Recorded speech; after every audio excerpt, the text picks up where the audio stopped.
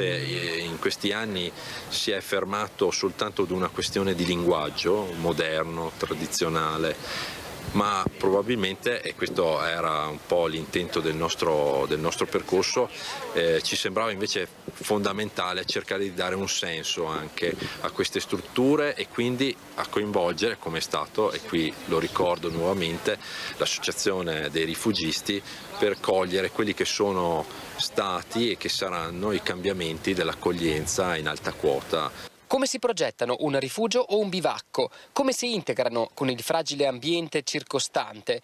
Come si uniscono esigenze funzionali e attenzione alla sostenibilità? Progettare in alta quota l'architettura di rifugi e bivacchi è proprio il titolo del percorso organizzato dall'Ordine degli Architetti della Provincia Autonoma di Trento insieme al Circolo Trentino per l'Architettura Contemporanea e grazie alla collaborazione di Fondazione Dolomiti UNESCO, Trentino Marketing e Associazione Rifugi Trentini. Il programma si è svolto tra aprile e giugno nella sede SAT di Trento con l'appendice di un laboratorio in alta quota il 4-5 giugno in località Gardeccia in Val di Fassa. Raffaele Alimonta rappresenta la sintesi di quello che si è fatto in questi giorni, perché è un gestore di rifugio ma è anche un architetto. Sì, esatto, oggi sono qua in duplice veste per dare dei consigli o comunque ipotizzare come fossi un cliente del professionista quali sono le esigenze di noi rifugisti. Piccolezze dove danno per scontato ad esempio le scale, i flussi che si incrociano, cioè il gestore che utilizza le stesse aree degli alloggi delle persone, l'ospite notturno che si interfaccia con l'ospite diurno, tutte piccole cose che sono all'ordine del giorno in città ma che in un rifugio possono creare dei disequilibri e dei conflitti di difficile gestione. Per noi è stato importante confrontarsi con alcuni di loro, sia per quanto riguarda appunto la messa a fuoco del quadro funzionale proprio del rifugio, però questo aspetto anche del rifugio come presidio e io direi anche aggiungere anche filtro, se vogliamo, di quella che è l'accoglienza montana è sicuramente un aspetto importante. Tra l'altro molte esperienze internazionali che abbiamo presentato all'interno del seminario, penso ai progetti e alle gestioni legate alla Svizzera, ci possono insegnare molto su come anche a livello internazionale si stia ragionando molto su usare le strutture in alta quota proprio come anche modo di controllare la pressione antropica rispetto ai territori di alta montagna. Il tema non è costruire nuove strutture o proporre nuovi luoghi di ospitalità, ma affrontare il tema di recuperare le tante strutture che sono distribuite nell'arco alpino e nelle Dolomiti che necessitano di interventi anche molto importanti.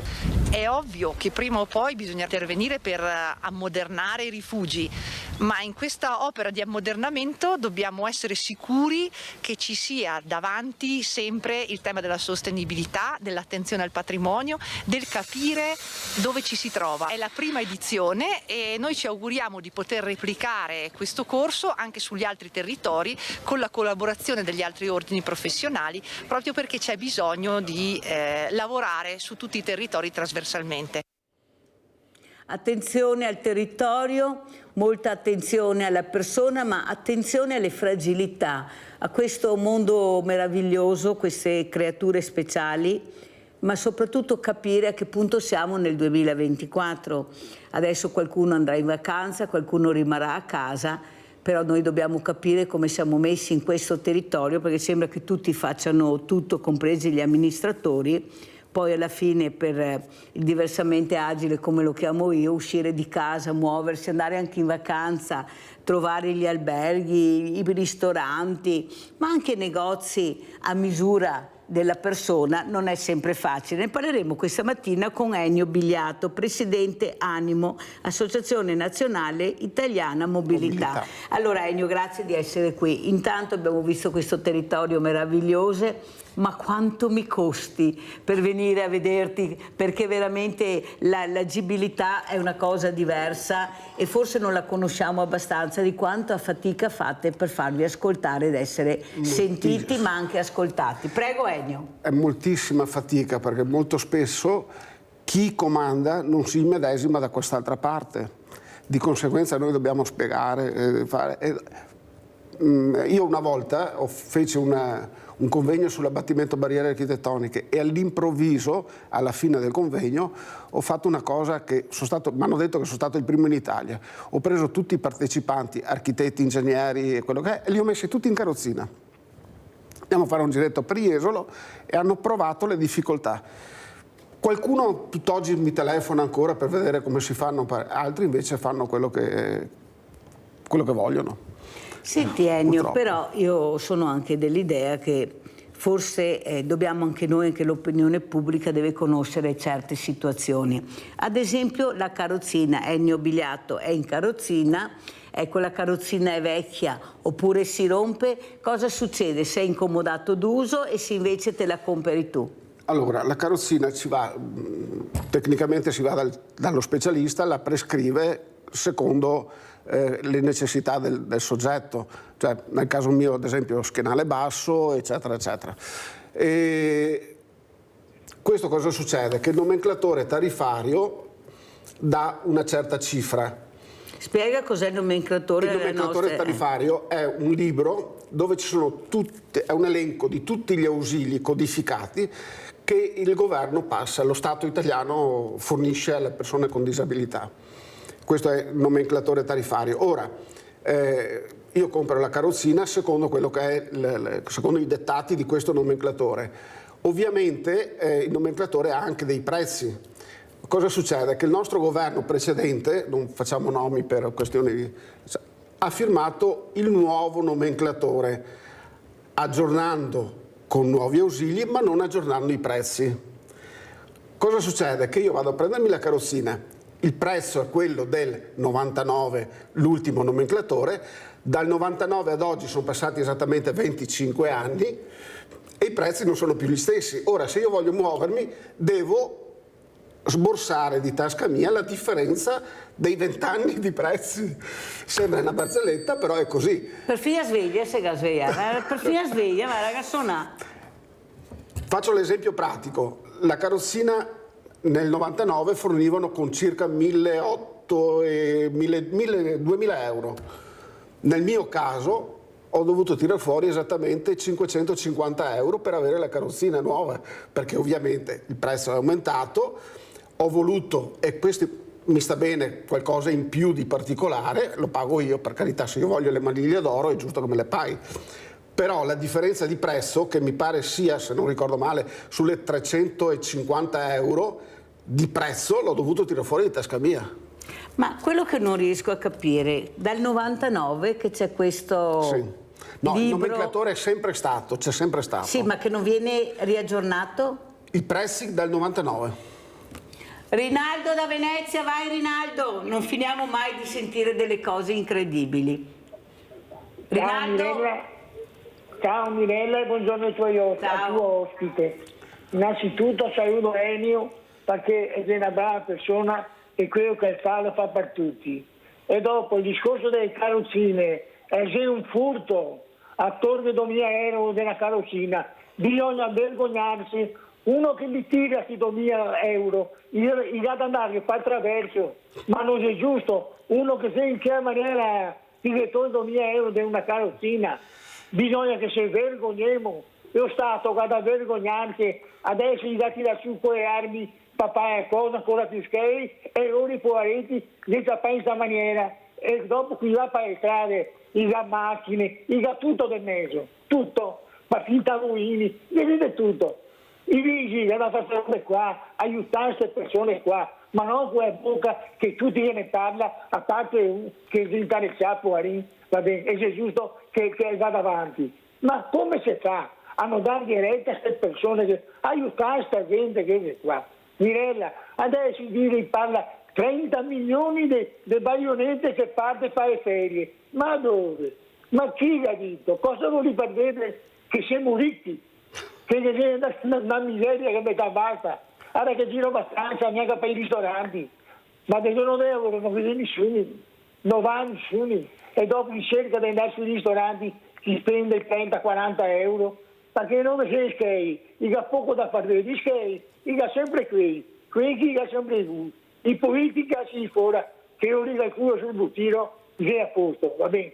Bisogna preoccuparsi di questa gente qua, anche di altra gente che ha questi bisogni immediati. E se giusto che vado in montagna, in spiaggia, dappertutto, come che vanno mica un fratello che adesso ha fatto una parentesi 2 anni, non parla di carrozzera. Bisogna provare, bisogna vedere uno in famiglia, bisogna vedere una roba del genere in famiglia, va bene, per capire cosa che vuol dire. Purtroppo è così, Mirella, ti ha capito? E che eserciti che parli di questi problemi.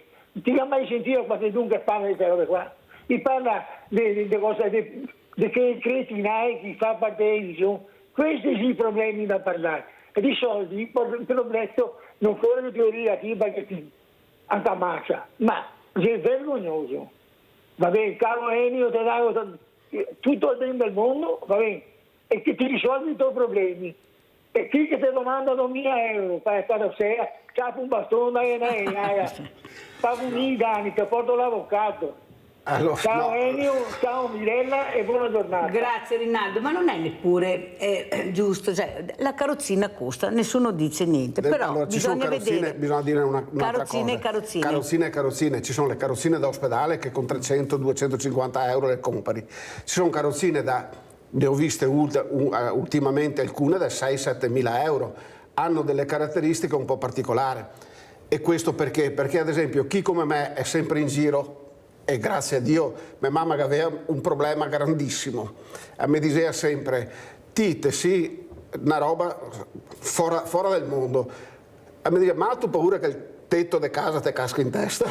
Perché mi ero sempre in giro e tuttora sono sempre in giro. Allora, le carrozzine hanno delle caratteristiche particolari. La mia, ad esempio, pesa attorno agli 8 kg. Ora, salire e scendere in macchina, 8 kg, diciamo mezzo chilo. Esatto. Fanno la differenza. Papale, nasce mezzo chilo, smonta e monta. Esatto. Se avesse una carrozzina, quelle da ospedale, tanto per dire, e pesa sui 20-25 kg. Allora, capiamo anche la differenza. 2.000 euro per una carrozzina è comunque tanti. Dopo bisogna dire anche un'altra roba, che ora forse sto per dire una cosa un po' pesantina, però è altrettanto vero che se mi vado a comprare un pezzettino di questa carrozzina nella fabbrica me la fanno pagare una cifra, perché è una carrozzina per disabili, perché qua e perché là. Vado al ferramenta con 5 euro, me a cavo, insomma. Faccio l'esempio pratico: 8 giorni fa mi sono cambiati i cuscinetti della ruota davanti, sono andato a comprarne, ne ho comprati 2 con 5 euro. Se mi vado in fabbrica della carrozzina, credo che 60-70 euro non mi bastano, più il viaggio di andata e ritorno. Però il problema non è questo, a mio avviso. Il problema è se Ennio Bigliatto ha bisogno di una carrozzina anche per rispetto alla sua disabilità e rispetto anche all'ISE che ha, vediamo la situazione di Ennio.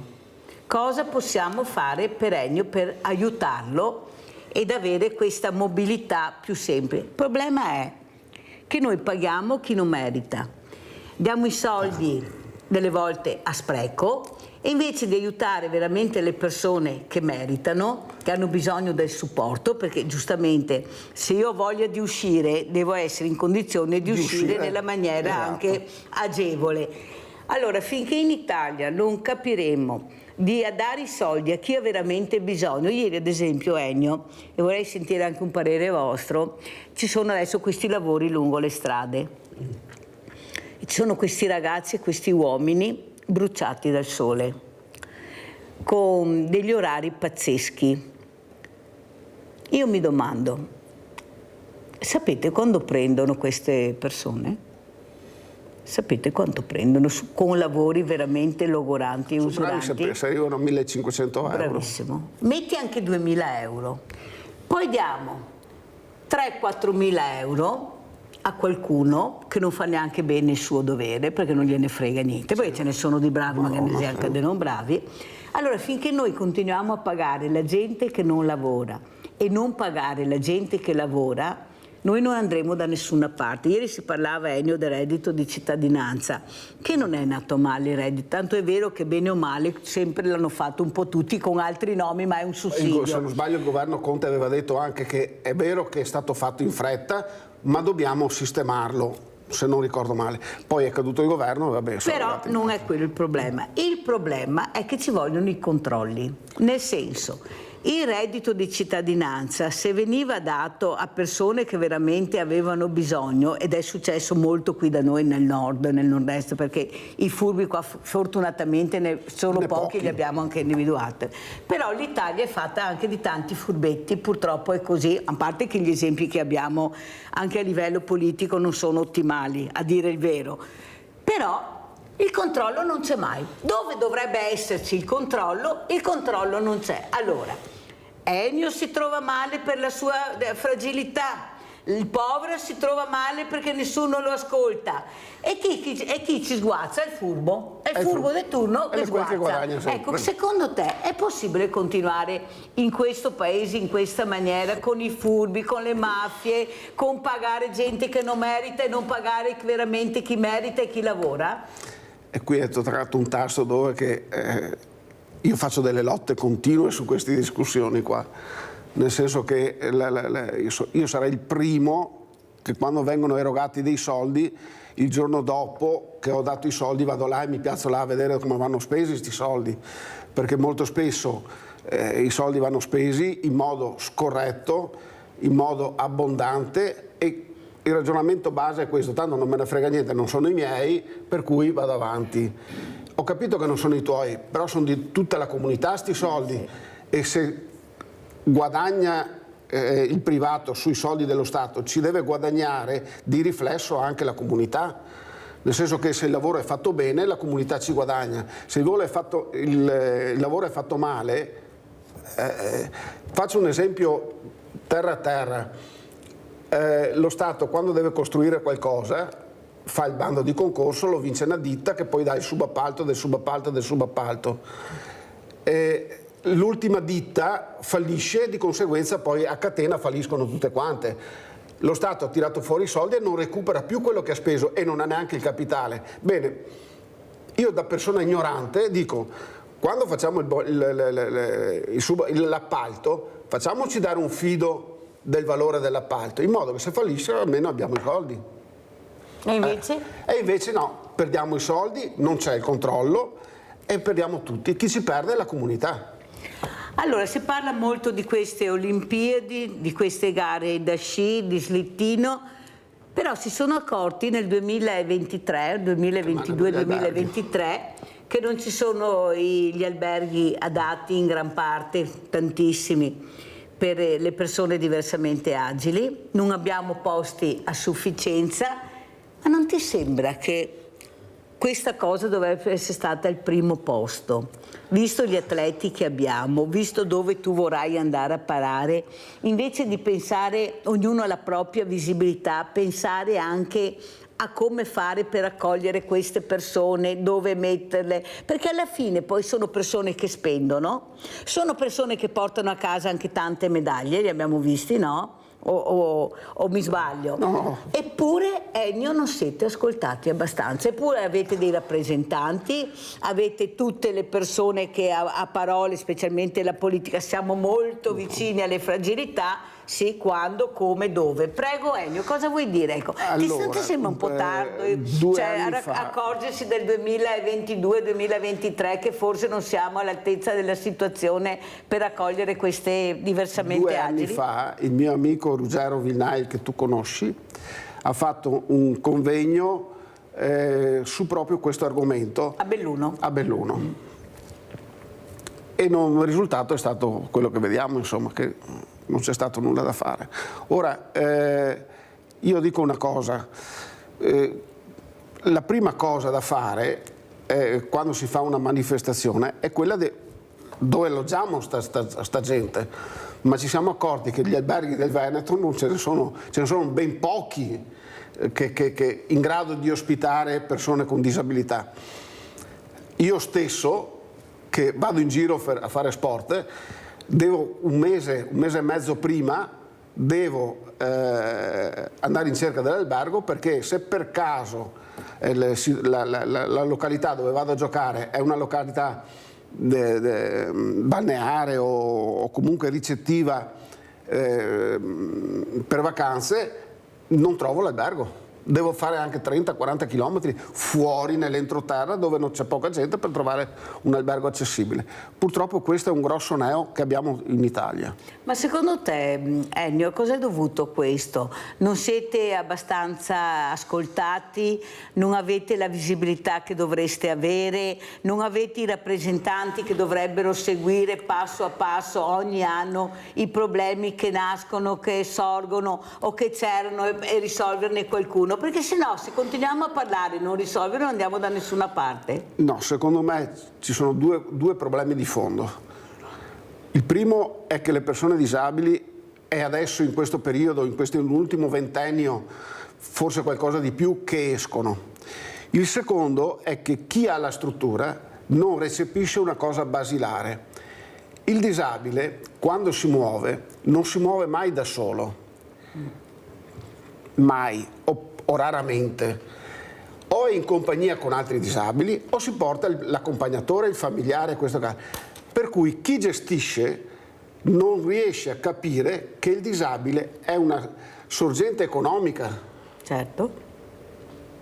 E fino a che non riusciamo a far capire agli albergatori questo concetto, gli albergatori dico come categoria in generale, senza puntare il dito a nessuno, avremo sempre queste difficoltà, perché anche quando fanno la ristrutturazione, lo fanno perché la legge glielo impone, ma io mi sono trovato personalmente più di qualche volta a dire a qualche ristoratore: guarda che hai messo il tavolino davanti alla rampa e se io arrivo non te la vengo a chiedere di spostare, vado più avanti. Allora salutiamo anche Daniele Canella, sindaco di San Giorgio delle Pertiche, secondo mandato Lega. Buongiorno sindaco. Buongiorno Mirella, buongiorno a tutti. Allora stavamo parlando di persone diversamente agili, di questa difficoltà di uscire di casa, di muoversi, queste Olimpiadi che si parla tantissimo, però appunto non abbiamo le strutture, gli alberghi che li possono accogliere. Ma sindaco, ma è possibile accorgersi sempre che qualcosa non funziona quando succede il fatto? Cioè bisogna che casca il morto per capire che si caporai e che si sfrutta e persone. Bisogna che venga Ennio Bigliato a spiegare cosa che costa una carrozzina che si prezzi fermi dal 99, qualcuno doveva riaggiornare, perché mi pare che paghiamo anche una montagna di gente che dovrebbe fare questo, ma mi pare che sia qualcosa che non gira. Ma queste persone qua che oltretutto quando parliamo di sport, sindaco Cannella, dobbiamo dire grazie perché hanno portato a casa 19 medaglie, mica ne ho dato una in più, che ne ho dato 20 e fatti arrivare a 20 perché penso che siano meritate di più, ma anche come amministratori con le barriere architettoniche, sì, qualche passetto, ma è difficile capire o vedere che proprio un amministratore investe molto sulle barriere architettoniche. Qualcosa si è fatto, è vero, perché non possiamo dire di no, però insomma c'è sensibilità e sensibilità, diciamo così. Prego, sindaco Canella. Ma è innegabile quello che dici, nel senso che è una difficoltà che affrontiamo tutti i giorni, è una necessità quella di trovare dei correttivi a delle abitudini sbagliate che abbiamo ereditato dal passato. Ovvio che viviamo in un mondo al contrario, dove ovviamente prima di fare le cose, prima si fanno gli errori e poi qualcuno deve pensare a risolverli, quando ogni tanto basterebbe applicarsi un po' di più per risolverli direttamente quando si fanno le cose. Però purtroppo viviamo in un paese che ci ha abituato a questi paradossi, per cui non posso che sposare quello che dici ed essere purtroppo d'accordo con una situazione della quale dobbiamo prendere atto e sulla quale insomma dobbiamo comunque darci da fare nel quotidiano. Io vedo quello che è l'attività quotidiana delle pubbliche amministrazioni, dei piccoli comuni, insomma dei territori del nostro Veneto, dove nelle mille difficoltà comunque si cerca sempre di avere un occhio di attenzione e una sensibilità particolare al mondo della disabilità e in particolar modo all'abbattimento delle barriere architettoniche. Il problema è che i fondi sono sempre meno e notizie anche di questi giorni, poi lo Stato ha ripreso a tagliare fondi ai comuni, per cui purtroppo andare a fare interventi di abbattimento bene architettoniche che sono costosissimi spesso mette i comuni in difficoltà perché non vi sono i fondi per poterli fare, ecco, per cui andrebbe anche creato un principio virtuoso per il quale si vanno a sostenere le realtà che vogliono mettersi al passo coi tempi e che vogliono insomma dare una risposta di civiltà, di modernità, di giustizia sociale in un terzo millennio dove non possiamo più permetterci di pensare che c'è qualcuno che non riesce ad accedere a determinati edifici, a determinati servizi, a determinati luoghi pubblici solamente perché ci sono ancora le barriere architettoniche. Ecco. Allora, prima di sentire il commento di Ennio Biliato abbiamo Claudio da Marano Vicentino. Ciao Claudio. Sì, buongiorno a tutti. Nei comuni non ci sono solo i grossi lavori, i medi lavori, ci sono anche i piccoli lavori. E i piccoli lavori, per esempio, nel comune di Treviso, è da qualche giorno che hanno fatto Giacomo Matteotti cittadino onorario. Però il problema è che il cittadino onorario lo è ancora Benito Mussolini, che fu il suo mandante che lo uccise. Allora, bisogna che non vi create vittime voi politici delle vostre propagande. Fate cose, anche quelle piccole, anche se sono 20 minuti, fatele e cerchiamo di essere logici. Buona giornata signori. Abbiamo sentito allora la riflessione di Claudio, sentiamo Ennio Biliato come vuole commentare al sindaco e anche a Claudio se vuoi. Sì, volevo lanciare una pseudo provocazione al sindaco, non diretta a lui ovviamente. Perché, signor sindaco, nelle commissioni edilizie non mettete anche una persona disabile che possa controllare quello che fate? Ovviamente non è diretta a lei questa cosa, è generalizzata. Perché questo? Perché molti comuni l'hanno fatto di iniziativa loro e dove esiste questa realtà gli errori, chiamiamoli così, sono molto meno di quelli che vengono fatti quando la persona disabile poi telefona all'ufficio tecnico e gli dice guardate che avete fatto il fine marciapiede con il gradino, faccio degli esempi ovviamente, oppure ci sono delle cose che non vanno in questa entrata di quell'albergo, eccetera. Se per caso c'è un disabile, e abbiamo disabili anche tecnici, geometri, ingegneri, architetti, metterli in commissione edilizia solamente come fatto di controllo potrebbe essere un'idea. Abbiamo Antonietta da Padova, poi sentiamo il sindaco Canella. Vai Antonietta. Carissima, buongiorno. Buona giornata a tutti. Senta, prima aveva parlato di cose di persone che hanno anche la cittadinanza, tutte queste madonne che ci sono. Io conosco una persona che è su un comune in provincia di Vicenza che poveretto è nullatenente. Non le dico quello che ha, garage, studi, appartamenti, sono stati alla moglie e ai figli e lui ha tutte le agevolazioni del comune e del governo. Ha capito? Non ho capito. Sì, non le dico capito, altro. Lui risulta nullatenente, perciò usufruisce di tante cose molto importanti, delle agevolazioni, perché risulta che non ha niente e perciò risultando che non ha niente funziona così. Grazie Antonietta. Il comune lo sanno benissimo, sanno tutto. Sì, per forza sai, ecco. Ma se risulta nullatenente, non so se ti ricordi con la storia delle banche, non anni luce fa, che qualche importante imprenditore prima di essere giudicato ha intestato tutto ai figli, perciò ha passato tutte le attività e risulta nullatenente, perché funziona così in Italia, ma qualcuno l'ha insegnato questo. Posso dirle un'altra cosa, signora Mirella? Sì, vai. Posso dirle un'altra cosa? No. Sì. No, anche perché guardi, io ho avuto a che fare con questa persona qua, è 20 anni che sono attraverso avvocati, ha perso 3 cause e paga il governo perché lui è nullatenente. Sì, ma l'avevamo capito prima, e anche l'avvocato di sostegno. Allora, Sindaco, senti anche il cittadino che delle volte si indigna perché poi il cittadino vede e confronta, ad esempio anche sulle case alte, macchinoni fuori, ecco, case di emergenza. Cioè qualcosa si è veramente rotto, il cittadino comincia a essere stanco, tanto è vero che non va più a votare, è mortificato, desolate, e poi sto mio nuovo compatta sta aumentando, ma fa molto male, perché non dovrebbe essere così. Prego, Sindaco. Ma purtroppo un'evidenza, un dato di fatto sulla quale dobbiamo tutti interrogarci, il fatto che comunque i benefici fiscali e comunque i benefici sociali vengano erogati mediante dei parametri come ad esempio quello dell'ISEE, che sono dei parametri rigidi, fissi, e che se mettono uno in condizione di avere un ISEE basso, anche se poi magari ha un patrimonio oscurato, intestato a qualche convivente, magari anche qualcuno con cui non ha di fatto rapporti legali, ma che di fatto ha un patrimonio a disposizione, mette i comuni in obbligo di dover dare l'assistenza sociale.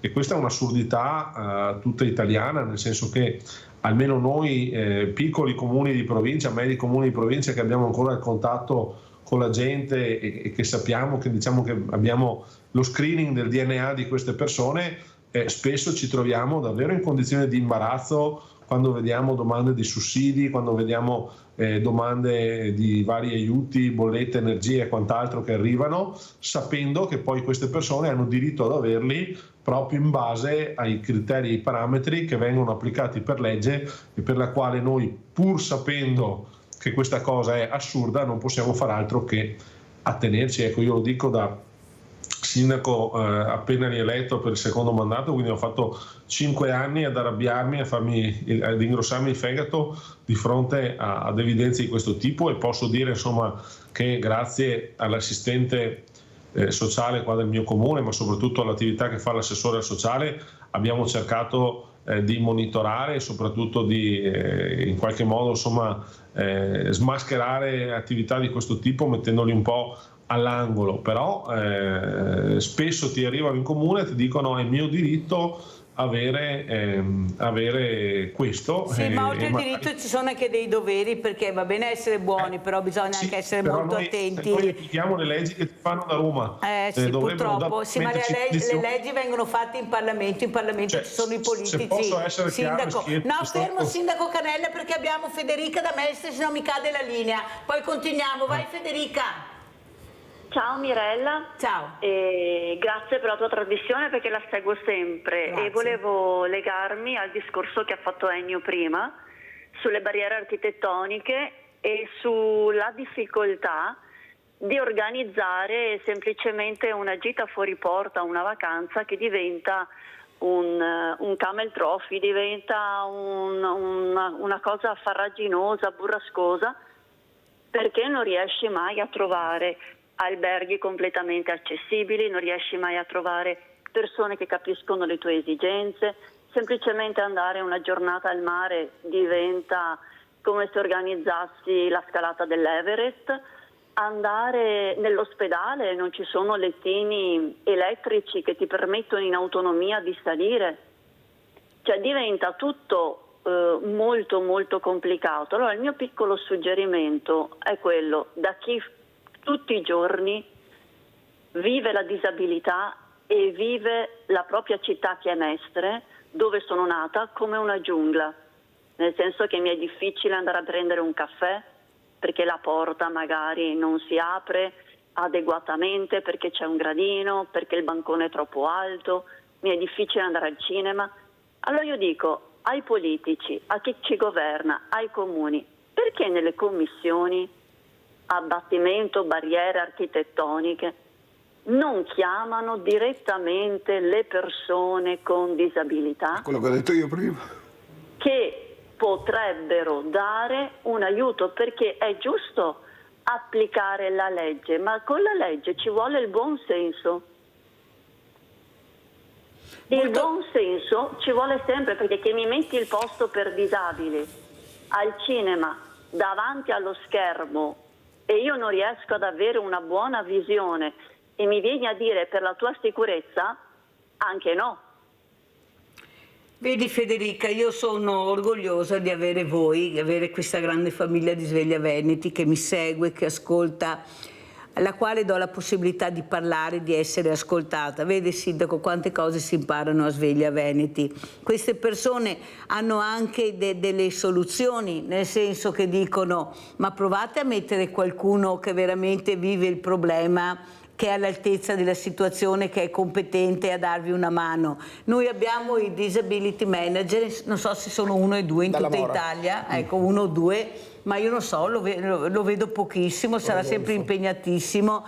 Cioè capisce che abbiamo la psicologa del traffico con tutti gli incidenti, non sappiamo neanche che esiste la psicologa del traffico in Italia, l'ho invitata e tutti sono rimasti adibiti, non si era mai sentito. Capisce che abbiamo anche le persone che potrebbero aiutare e invece perché la politica ha deciso che sa fare tutto da sola e le persone magari competenti sono poche rispetto ai ruoli, ecco, che veramente ricoprono, ma magari non da soli, ma con delle squadre che siano anche competenti. Se non sei competente l'assessore, ma manco che sia qualche dirigente che sia super competente, perché anche là è un punto di domanda. Cosa ci dice Sindaco Cannella? Voi giovani, ecco, che siete anche, io vedo, avete una sensibilità diversa, lo devo dire, e non c'è niente da fare, è vero, e forse state anche cercando di migliorare, però anche voi fate molta fatica, perché poi dovete rispondere anche voi sempre a qualcuno che è il partito o la segreteria. Prego. Per fortuna non è il mio caso, anzi, ma devo dire, nella mia esperienza, insomma, cerco di portare quello che è un contributo di attività quotidiana. Noi nella precedente amministrazione, precedente mandato, abbiamo intrapreso l'esperienza del piano eliminazione barriere architettoniche ed abbiamo conferito l'incarico a un professionista molto noto, molto importante, che appunto è un professionista in sedia a rotelle, quindi ci ha redatto lui per San Giorgio delle Pertiche il piano di eliminazione barriere architettoniche di tutto il comune e che stiamo passo dopo passo cercando, insomma, di attuare, ovviamente compatibilmente con la cassa, quindi con le risorse del comune, ma che vede, insomma, tutti gli interventi a livello di infrastrutture stradali, ciclabili, urbane, ma anche di edifici che stiamo cercando che stiamo, insomma, realizzando in questi anni, a essere allineati con le linee guida e con la realizzazione, con i punti, insomma, che ha evidenziato questo PEBA, piano di eliminazione barriere architettoniche. Devo dire, la grande sconfitta che abbiamo invece vissuto sempre durante la precedente amministrazione è stata quella di aver più volte proposto l'istituzione a livello locale di una commissione di disabilità. Io già nel precedente mandato e anche in questo ho incaricato un assessore giovane che ha, come dite voi, insomma, anche una particolare sensibilità e attenzione al mondo della disabilità, appunto della delega alla disabilità, e quindi su regia dell'assessore abbiamo più volte provato a costituire una commissione locale composta da 2, 3, 4 persone volenterose che volessero supportare l'amministrazione appunto nel definire linee, priorità e programmi in applicazione poi del piano che abbiamo redatto, ma non siamo riusciti a trovare nessuno che si proponesse, si candidasse per far parte di questo gruppo. Ecco, vede però, Sindaco, e qua faccio un appunto molto grave, perché non ascoltate il mondo del volontariato, non ci conoscete. Noi siamo 7.500 associazioni di volontariato, non una, 7.500 associazioni di volontariato. Non ci conosciamo neppure tra di noi, perché dividi e ti impera. Voi non ci conoscete e non sapete quale associazione rivolge per avere anche questo aiuto, che sicuramente Ennio è qua e avrebbe potuto anche lui aiutare, perché purtroppo siamo divisi, Sindaco, e con queste divisioni non è che fanno male solo noi, fanno male anche a loro, perché non riescono ad andare avanti, perché giustamente lei dice non si è presentato nessuno, ma è possibile che succede questo. Allora sentiamo Italo da Mira, poi dobbiamo andare in pubblicità, poi sentiamo anche Ennio Bigliatto. Vai Italo! Buongiorno dottoressa Mirella. Buongiorno. Buongiorno signor Sindaco Daniele. Buongiorno. E buongiorno signor Ennio. Io volevo soltanto esprimere il mio rammarico della cittadinanza nei confronti dei sindaci. Io ho sentito parlare molto, ma molto bene del signor Canella. Io fortunatamente abito in Riviera del Brenta e a Mira abbiamo un sindaco che è Doc, come che è il sindaco di Dolo. E posso affermare che questi signori sindaci si interessano del sociale, come ho sentito del dottor Canella che si interessa, che ha demandato a delle persone capaci di demandare ed aiutare le persone che hanno bisogno. Volevo soltanto esternare la mia posizione sociale, e cioè... Abbassa la televisione, Italo, devi solo parlare al telefono, la televisione è abbassata. È abbassata, signora Mirella. Allora, volevo solo esternare la mia posizione sociale, e cioè... interrottala. Si è interrotta là. No, ti sentiamo bene, vai. Ok.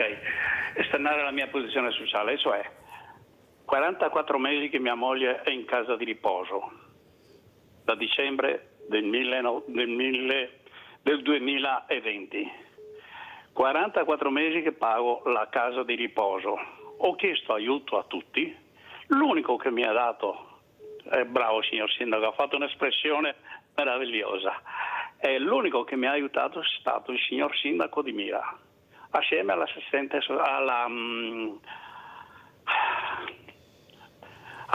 sociale e tutto quanto l'apparato che ho chiesto aiuto a tutti, ho chiesto addirittura alle autorità ecclesiastiche, nessuno mi ha dato retta, soltanto il sindaco. Pertanto noi cittadini, ai signori sindaci alcuni signori sindaci dobbiamo dire grazie. È tutto quello che volevo dire. Vedi Italo, io lo dico tutte le mattine perché invito i sindaci. Quasi tutti, quelli che vengono naturalmente, perché io li invito. Quasi, sì. Grazie. Bravo, e devo anche dire che sono i punti di riferimento del territorio, per quello li invito. A me non me ne può fregare nemmeno dei ministri che magari se ti muovi piace, non sa neanche a chi sei perché mi riconosce, però esatto. Il sindaco è riconosciuto. Tanto è vero che se semina bene viene anche rieletto. Sì. Perché i cittadini vedono, sentono, e soprattutto quello che ha detto anche Italo, che c'è, e l'ho detto prima Italo, una certa sensibilità verso i nuovi sindaci o sindache, quelli giovani, verso le fragilità. Questo dobbiamo darne atto, e non a caso ho invitato anche Daniele Canella con Ennio Bigliato proprio per dimostrare questo. Però io aggiungo anche una cosa, poi vedremo, andremo in pubblicità, poi il sindaco mi risponderà e anche Ennio Bigliato, che io sindaco non devo essere fortunato o fortunata se ho questa patologia, questa fragilità, ad avere l'amministratore sensibile. Io devo avere quello che mi aspetta di diritto per legge, e purtroppo quello che mi è scritto di diritto che mi aspetta in legge poi non viene applicato. E qua è il grande problema. E perciò se io non ho la fortuna di avere i sindaci, come ha detto Italo, con una certa sensibilità, con una certa predisposizione, io quella legge che dice che devo avere questo, che sarebbe un aiuto alla persona, non succederà mai. Farsi benedire. Abbiamo la pubblicità.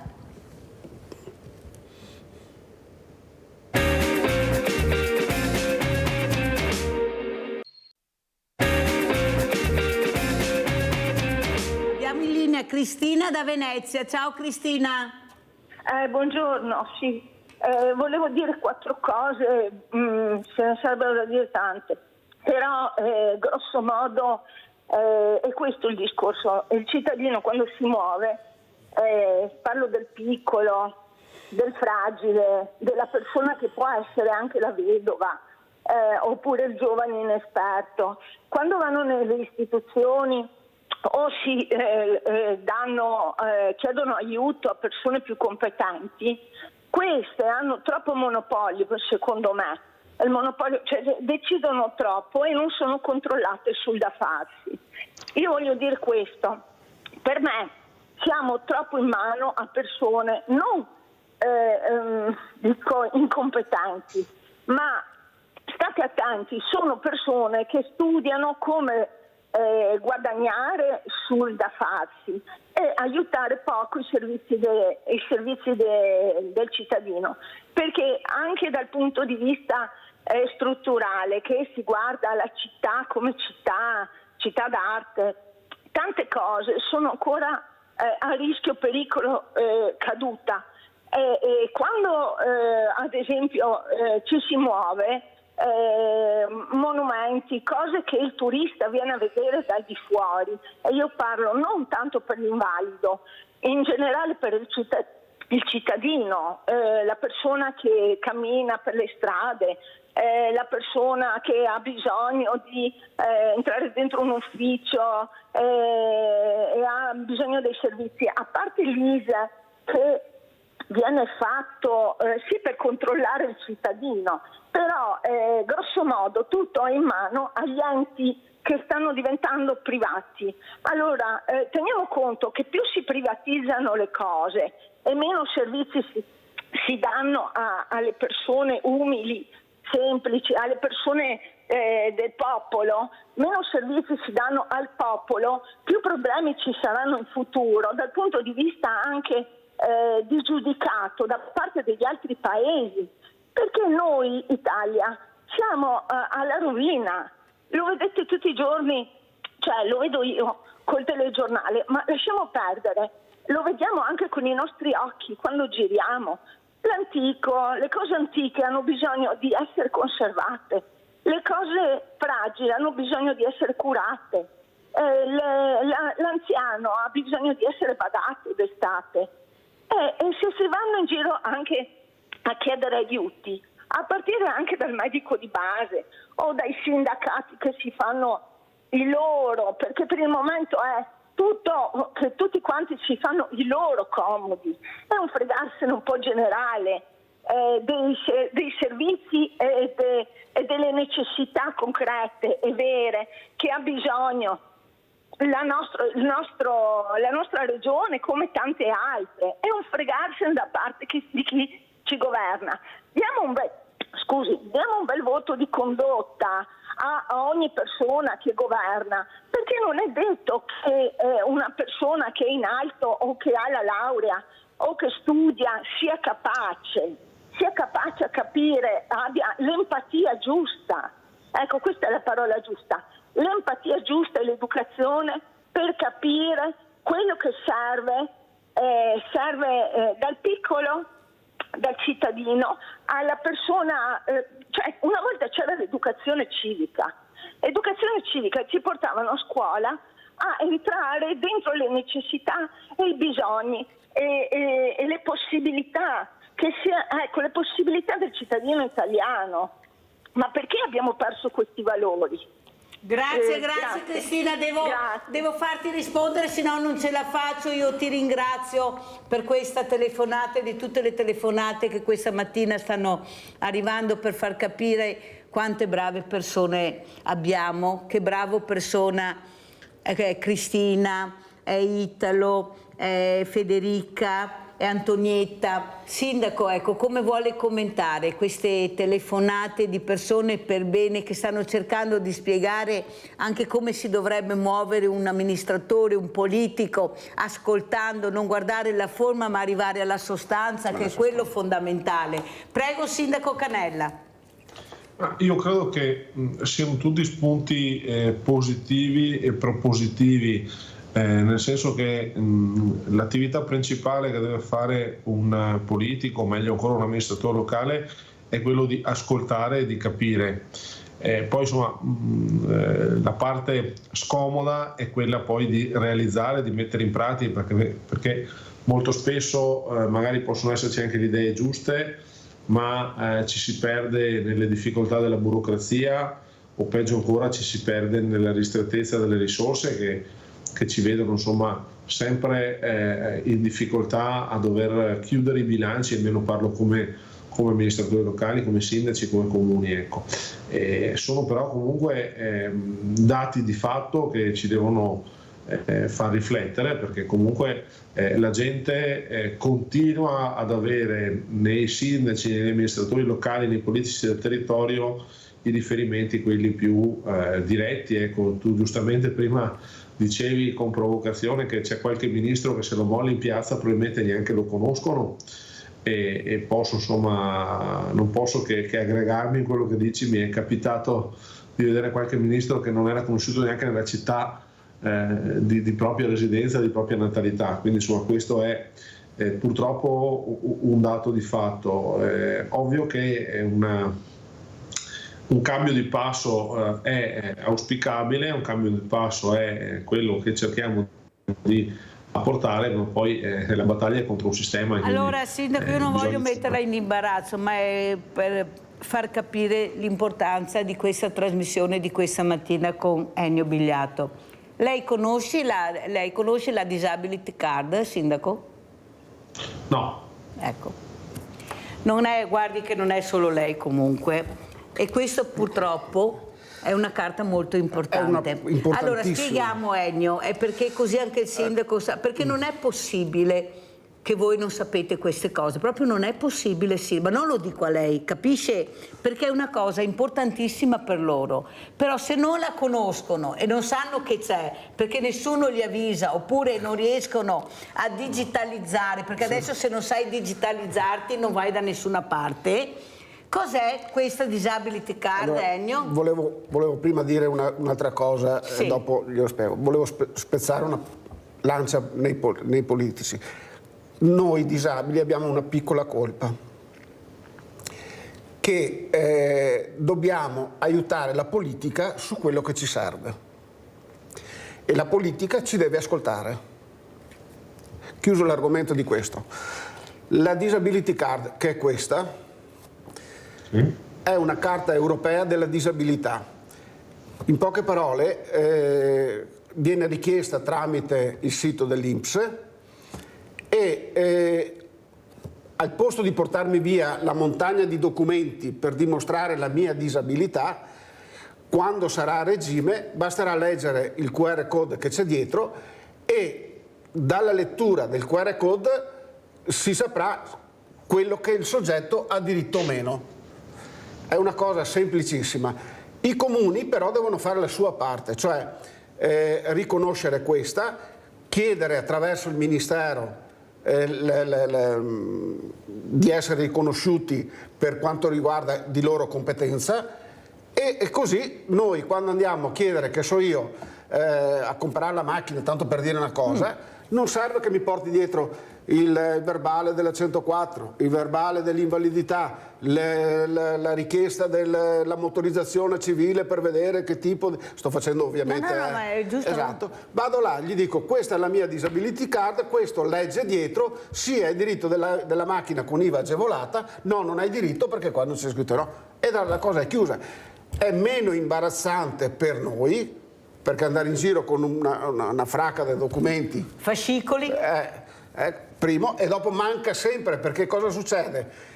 Che la persona ignorante in materia, non in senso cattivo, Sindaco, che cerchi di capire, ignorante in materia, ti chiede: no, ma qui non c'è scritto che devi portarmi l'altro certificato del quale dice no, che è vecchio di data, devi andare. No, qua c'è scritto tutto ed è aggiornato al secondo, perché quando io faccio un attimo la domanda di un qualcosa attraverso l'INPS sul mio fascicolo elettronico introduce già quello che ho e vado a leggere quello che mi serve. Sindaco, sentiamo come commenta. Penso che anche lei questa mattina abbia imparato qualcosa in più, è molto importante quello che abbiamo sentito da Ennio Bigliato, soprattutto perché nel portafoglio ormai abbiamo tante carte sbagliate, quelle giuste se non sapevamo noi avevamo, e senza schei, cioè tante carte ma zero. Prego, Sindaco.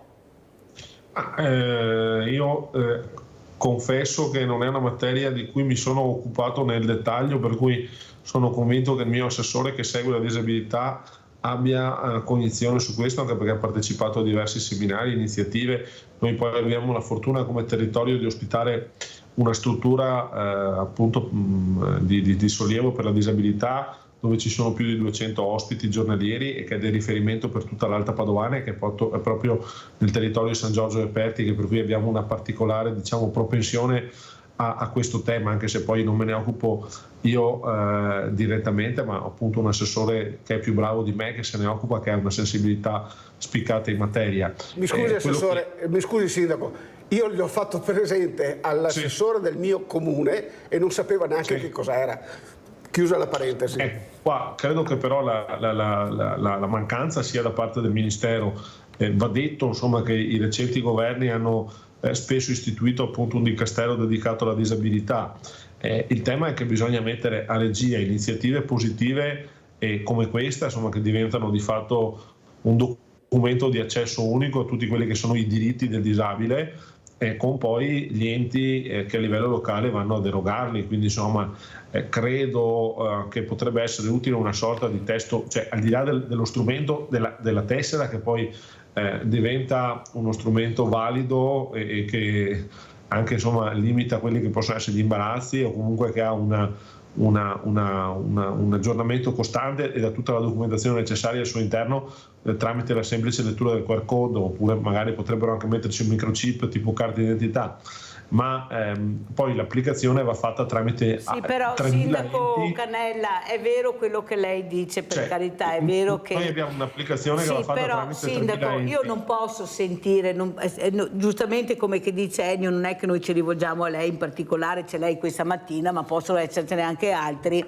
Il problema è che io non posso sempre sentire che i servizi sociali non sono al corrente tantissime volte su cose utilissime. Io non posso sentire un sindaco che non conosce che c'è la possibilità, anche se uno ha un ISEE molto alto per diversi motivi, perché ha una casa magari e non può mangiare la casa, che può venire lo stesso al banco solidale con una richiesta di servizio sociale che dice anche se questa persona ha l'ISEE alto può accedere al banco solidale, però mi ci vuole la carta proprio del servizio sociale che testimonia questo. Questo è per legge. Lo sa che i sindaci non lo sapevano neppure i servizi sociali e mi ritornavano le persone che dicevano Mirella, io sono andata ma non mi fanno la carta perché dicono che loro non sanno niente. Allora Mirella, è giusto che qualcuno si aggiorni, è giusto che quando fate le giunte qualcuno vi dica se ci sono anche queste importanti novità, perché sono importanti, e soprattutto Sindaco Cannella, siccome siete in tanti, avete il potere del popolo, ecco, battete i pugni e fatevi ascoltare, perché queste cose dovevano essere dell'opinione pubblica che tutti la conoscono.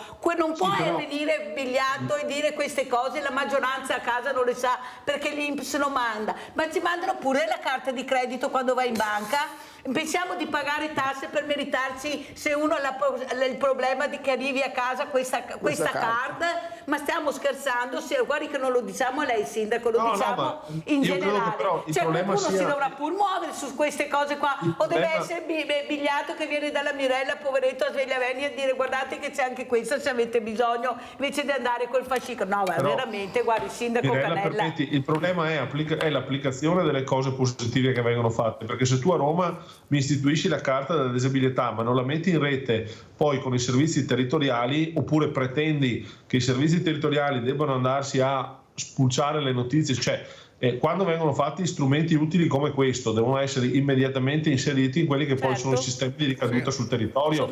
Allora tu, Regione Veneto, mi devi fare cioè tu Stato trasferisci alle regioni, le regioni che hanno la competenza sul sociale devono poi trasferire ai comuni l'applicazione chiara, diretta e comprensibile, c'è una sorta di testo unico di sburocratizzazione anche su tutta quella che è la procedura, perché cambiano continuamente leggi, cambiano continuamente normative, cambiano continuamente interpretazioni di riferimento, e poi ci si trova che gli strumenti utili vengono annacquati da montagna e montagna e montagna di burocrazia. Insomma, io credo che tutti gli assistenti sociali, tutti gli assessori al sociale, tutti i sindaci, tutte le persone che lavorano nella struttura di ricaduta e di sostegno anche alla disabilità o quantomeno alle difficoltà al sociale siano in buona fede e abbiano l'interesse a voler darsi da fare. Poi c'è chi è più bravo, chi è meno bravo, ma comunque però io devo avere quello che mi aspetto di diritto quando mi rivolgo al servizio sociale, Sindaco, da quando ne andiamo fuori. No, fermo, perché abbiamo Enzo da Padova, abbiamo anche Forato, vai Enzo, poi salutiamo gli ospiti, vai Enzo. Enzo? Buongiorno. Prego Enzo. Buongiorno. Abbassa la televisione Enzo. Buongiorno a lei e ciao Sindaco Cannella, Munaro Enzo. Ciao Enzo. Benissimo, ascoltate, io vi ascolto voi dite tante cose buone, tante cose belle, ma sapete cosa date alla gente che se gli va a giocare al bingo con i 4 soldini che lo Stato gli dà? Sapete queste cose qua così? Perché voi fate le cose seriamente, correttamente. Lei la segue, cosa sta facendo, cosa non sta facendo, con l'assegno a chi ne ha bisogno. E sa quell'assegno là che lei dà a questa gente, specialmente a qualche padovano che ho conosciuto, che lei ha dato, si li vanno a giocare al bingo. Perché tutta una Enzo, io ho fatto una trasmissione su questo, anche sui soldi che vengono giocati al bingo con delle persone esperte e competenti. Se tu mi dici che questo assegno che io ho dato mi fai nome e cognome e mi dici chi è questa persona che tu hai visto, ecco, mi fai nome e cognome di questa persona che tu hai visto, perché fare una telefonata e accusare una persona che magari non c'è e dire che io ho dato questo che si va a giocare proprio non è la cosa giusta che puoi dire, tanto per dire. Se tu hai nome e cognomi mi chiami, me lo dici, mi dai il nome e cognome di questa persona che va a giocare al bingo. Così fare una telefonata in anonimo, così senza sapere di cosa si fa, non la accetto, assolutamente, assolutamente. Allora è troppo facile sparare nel mucchio in questa maniera, dire che i poveri vanno a mangiarsi gli assegni al bingo, che ci siano anche questi nei momenti di disperazione può anche essere, ma se pensiamo anche a cosa fanno certi politici, a prendersela proprio con questi, guarda, mi sembra una cosa veramente squallida. Detto questo, prego Ennio. No, ecco, volevo informare il sindaco, visto che c'è, purtroppo tocca a lui, sindaco, mi scusa, cosa vuoi che dica? Volevo fare una domanda. Noi siamo abituati, siamo al front office, per cui voglio fare una domanda. Il suo comune, ossia la polizia locale del suo comune, ha chiesto l'iscrizione al registro nazionale CUDE. Il registro nazionale CUDE è quel registro dove che vengono inserite le targhe delle auto dei disabili in modo che abbiano accesso nelle ZTL nazionale. Questo è iscritto al suo comune, perché allora, questo? Perché mi risulta che comuni limitrofi al suo non siano ancora iscritti e alcuni miei soci dicono fino a che il comune non si iscrive io non ho il codice univoco per inserire la mia targa. Mi sono spiegato cosa voglio dire? Sì, noi a livello di polizia locale abbiamo un distretto in Federazione dei Comuni a Campo San Pierese, quindi agiamo come 10 e sono... È proprio per questo che gliel'ho detto, perché so che è uno di quei comuni che fanno parte di quel gruppo, che proprio ieri parlavo, che mi dice il mio comune, il comando dei miei vigili, adesso non mi viene la parola che ha usato il sindaco, mi ha detto che non sono ancora iscritti. Allora sindaco, come chiudiamo? Perché dobbiamo chiudere sta partita. No, se non ricordo male è quella piattaforma unica per l'autorizzazione ai permessi, insomma tutti gli accessi riservati alle categorie. Sì. No, anche i cartellini, quelli esatto. Allora, sì, ricordo che del tema se ne era parlato, ricordo che il comandante si era interessato, non so dire se ha portato a termine la procedura, ma me lo segno, gli chiedo domani mattina quando lo vedo. L'unica cosa che anche qua ricordo la difficoltà, perché noi essendo federazione dei comuni dovrebbe fare l'iscrizione l'unione dei comuni, ma era la piattaforma, ricordo questo dettaglio qua, che c'era un problema con la piattaforma perché avrebbe dovuto farla ciascun comune, che però non può farla perché il comando è presso la federazione. Ecco, proprio questo era questo il problema che mi diceva il socio, che c'era un problema di questo genere, però le chiedo scusa se insisto sull'argomento. Le piattaforme, le ricordo, sono due. C'è la piattaforma Veneto, che è quella istituita dalla Regione Veneto, e la piattaforma nazionale, che è quella che dà la persona, chi come amici, un brindoon, scusami, che va in giro da mattina a sera. Sì, mi arriva multe a destra e a manca perché i comuni non sono iscritti a questa piattaforma. E allora, sto parlando di piattaforma nazionale, perché la piattaforma nel Veneto sembra che i comuni iscritti non creino problemi tipo Padova, tipo Mestre, tipo Verona, eccetera. Questi non danno problemi, ossia io arrivo da casa mia, entro nel comune di Padova, nel comune di Verona, Vicenza, quello che è l'Istituto Unito dell'Italia, e non mi arriva la multa. Il giorno 9 di ottobre devo andare a Salerno, perché mi sono uno di quei che arriva a multa. Che perché mi arriva a multa, allora me l'ha respinta il prefetto e devo andare dal giudice di pace. E siccome che mi sono testardo, per non dire qualcos'altro, vado a Salerno, mi faccio 4 giorni di ferie, ammetto su questa cosa, perché sennò che avrei rimesso, mi faccio 4 giorni di ferie, vado a farmi 4 chiacchiere con il giudice di pace per vedere se capisce questo discorso. Fermo, dobbiamo chiudere, Sindaco. Mi sono preso nota, ne parlo col comandante. Grazie al Sindaco Daniele Canella di essere stato con noi, veramente grazie Sindaco, tante cose anche questa mattina. Ecco, prima di chiudere però vorrei dire, voi a casa dico, qualcuno non può pensare di telefonare e di dire quello che gli passa per la testa davanti alle telecamere. Questo signore che ha detto che ho dato l'assegno a uno a Padova, intanto se 5 anni che non do più assegni e l'unico intervento ultimo che ho fatto a Padova è stato quello di pagare la caldaia a una signora che era al freddo.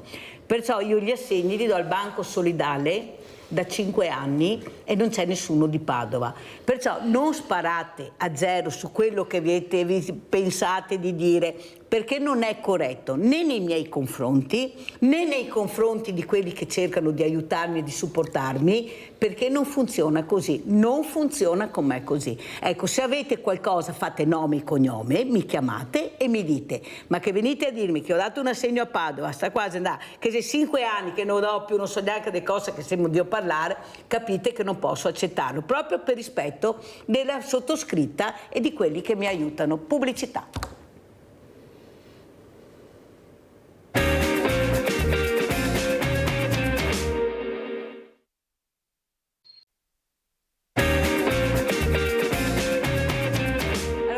Con noi Ennio Biliatto, presidente Associazione Nazionale Italiana Mobilità, perché vuole salutare 2 ospiti graditissimi. Abbiamo il professor Umberto Sarcinelli da Pordenone, giornalista e scrittore. Grazie professor Sarcinelli di essere qui. Ringrazio anche da Concordia Sagittaria la dottoressa Silvia Grigolin, presidente Family Way. Grazie anche alla dottoressa Grigolin di essere qui. Allora io mi rivolgo subito al professor Sarcinelli. Professore, lei è giornalista e scrittore, qui è veramente da scrivere, no? Un libro, un romanzo sulle fragilità e sulla disabilità, cioè questa disability card che non conosce nessuno, pochissimi, e che dà la possibilità a queste persone che con tanta fatica stanno cercando di avere la quotidianità. Veramente è da scrivere un romanzo. Cosa dice professor Sarcinelli? Come saluta il nostro Ennio Biliatto?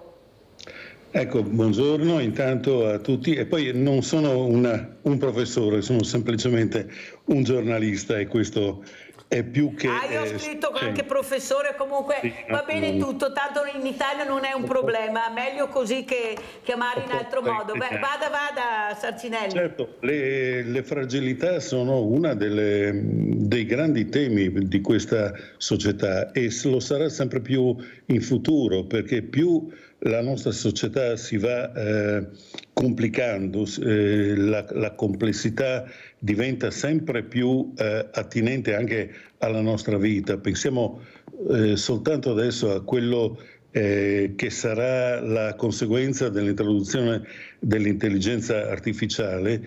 Avremo sempre più in evidenza situazioni di fragilità, che non sono solo fragilità fisiche, anzi certe volte la fragilità fisica è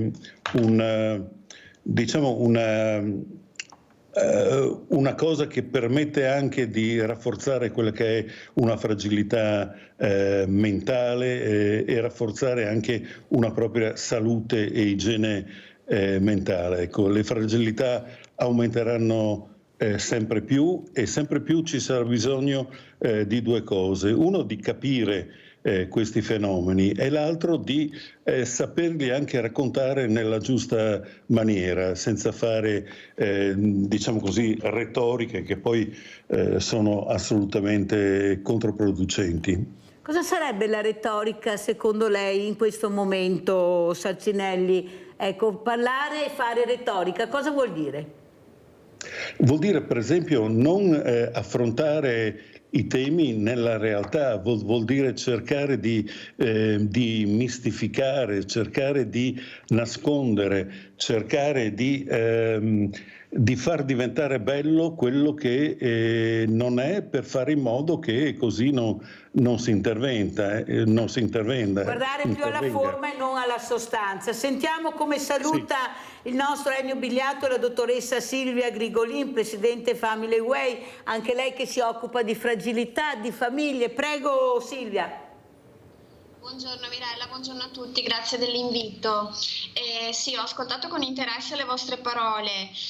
Fragilità è non necessariamente avere difficoltà economiche o solo quelle che purtroppo oggigiorno stanno dilagando, cioè viviamo in una situazione sociale per cui chi fino a ieri stava tra virgolette bene può essere che all'improvviso viva una difficoltà nella gestione proprio economica del quotidiano, ma significa anche non avere le risorse personali per far fronte a tutto ciò che la vita di oggi, sempre più complessa, ti porta a dover affrontare e in qualche modo risolvere. Per cui ci sono più variabili che entrano in gioco. La burocratizzazione che avete accennato prima complica tutto, complica anche il lavoro di chi fa, per esempio, sportello di segretariato sociale, quindi vorrebbe poter dare delle informazioni puntuali su degli strumenti utili, per esempio quello che avete citato prima, e non sempre è semplice perché tutto si evolve velocemente e mancano i passaggi di comunicazione magari tra un ente e l'altro, così come mancano tra di noi, cioè tra me e il mio vicino di casa, per cui nel nostro piccolo quello che cerchiamo di fare è partire dalle basi, nel senso che ci siamo interrogati su questa mancanza di rete, che è mancanza di alleanze, è mancanza di capacità di fare comunità nel territorio. Ci stiamo dimenticando delle cose basiche che un tempo c'erano. Va, a nostro avviso, cerchiamo di farlo nella nostra associazione, trasmessa lanciando un messaggio educativo fin da quando si è piccolini. Prima avevo sentito la signora Cristina che vi ha telefonato, parlava di educazione civica. Noi proponiamo il fatto di, per esempio, anche solo conoscere il nostro quartiere a 2 passi da casa, che vuol dire conoscere le persone che quel quartiere lo abitano e lo vivono, le loro storie, vuol dire iniziare a entrare nell'ottica che facciamo parte di un contesto fatto da più persone. Si può fare comunità. Allora Silvia, devo dare i saluti a Ennio perché deve andare all'ospedale, perciò vuole salutarci. Ecco, come vuoi salutare gli ospiti, Ennio? Io salutare gli ospiti, li saluto ovviamente cordialmente e date spazio possibilmente, scusate se sono retorico, ma a questa disability card, perché per i soggetti fragili, che adesso ci chiamano così soggetti fragili, è basilare. Appena andrà a regime diventerà strumento non alquanto indifferente. Sarebbe una carta d'identità particolare, diciamo, dove è scritto tutto quello. C'è scritto tutto senza andare in giro con fascicoli e fascicoli. Grazie a Ennio Bigliato, presidente Associazione Nazionale Italiana Mobilità, di essere stato con noi. Ciao Ennio, torna presto perché hai sempre delle novità eccezionali quando vieni a trovarci, e a casa veramente hai sentito come rispondono. Grazie veramente. Allora adesso io tornerei da Umberto Sarcinelli. Dalla sua angolazione, anche come giornalista e scrittore, com'è che vede la situazione al momento proprio delle fragilità? Cosa si potrebbe fare? Se io ho detto prima a Sarcinelli che siamo 7.500 associazioni di volontariato, ognuno con un proprio vissuto, eppure non ci conosciamo tra di noi, perché dividi e ti impera. E poi troviamo l'anziano morto a casa o che si suicida, non riusciamo a conoscere la famiglia che ha bisogno del supporto. Ecco, le istituzioni non sempre sono all'altezza della situazione perché magari o non hanno persone competenti oppure non sono abbastanza informati da chi di dovere, però la fragilità rimane sempre ancora in difficoltà. Prego Sarcinelli. Sì, è vero, e questo perché si sono scardinate certe regole sociali che erano, diciamo, ataviche. Pensate solo a una cosa: se noi perdiamo tantissime ore ogni giorno con il telefonino, e soprattutto i giovani a stare lì a fare giochi o a chattare, cioè a parlare con nessuno, sono dei rapporti assolutamente fanerici, cioè proprio illusioni, non sono cose concrete. Una volta c'era una solidarietà che nasceva dalla conoscenza, dal fatto che si andava, non so, a prendere il pane, a comprare il pane in panetterie, si trovava le persone che ci circondavano, con le quali magari si scambiava un parere, se le vedeva si capiva anche l'espressione che potevano avere, quindi si poteva anche comprendere certe difficoltà. Ecco, quello che manca è questa socialità che è stata vanificata e che è sempre più vanificata dall'invadenza proprio delle chat e dei social. Ecco, io non voglio condannare ovviamente i social, i chat oppure le nuove tecnologie, ma queste vanno usate e comunque bisogna insegnare ad usarle.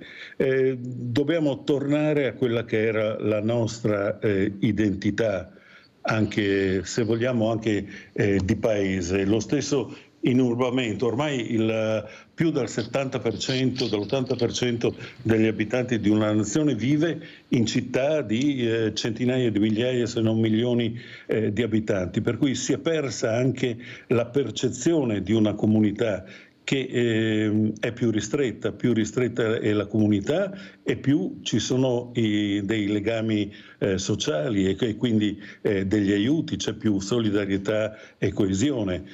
Quando invece la comunità è così allargata, è così grande ed è così dispersiva, si rientra sempre nella individualità. Ecco, non vorrei fare un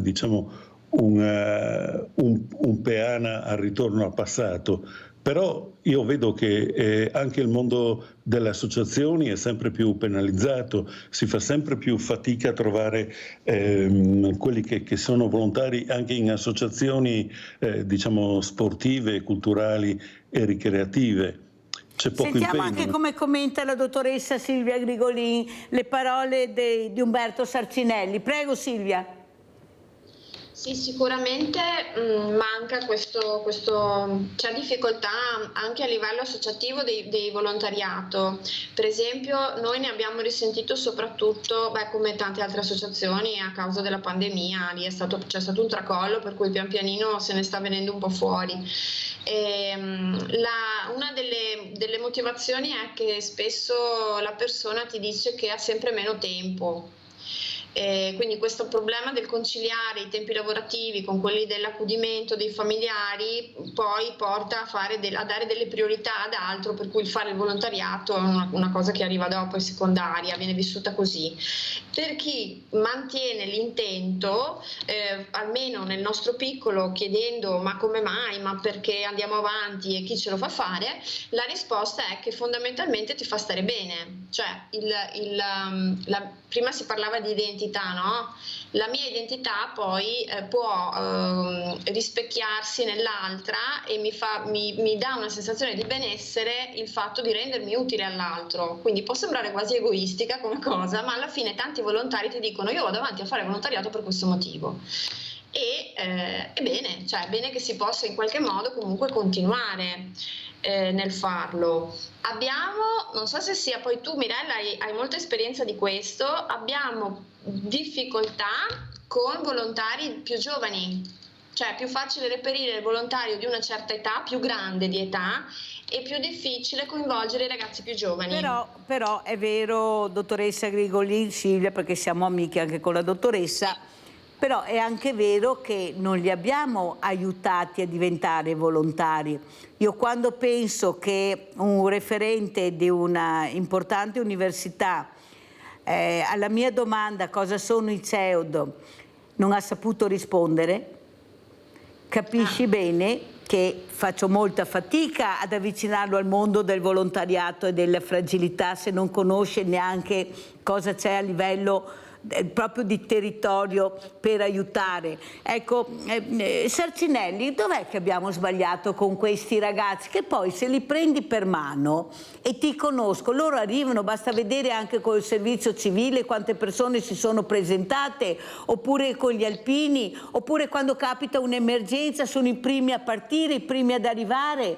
Allora c'è qualcosa forse che abbiamo sbagliato, troppo compitini in classe invece di renderli protagonisti. Cosa dice Sarcinelli?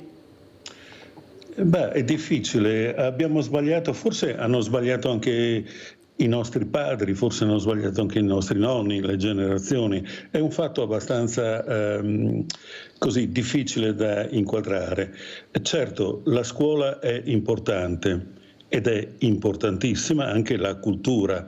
Io non sono di quelli che predilige la pratica alla teoria, perché comunque il sapere è fatto di studio, è fatto anche di sacrificio in tal senso. Quindi sapere, conoscere, avere la curiosità del mondo vuol dire anche accostarsi agli altri con cognizione di causa.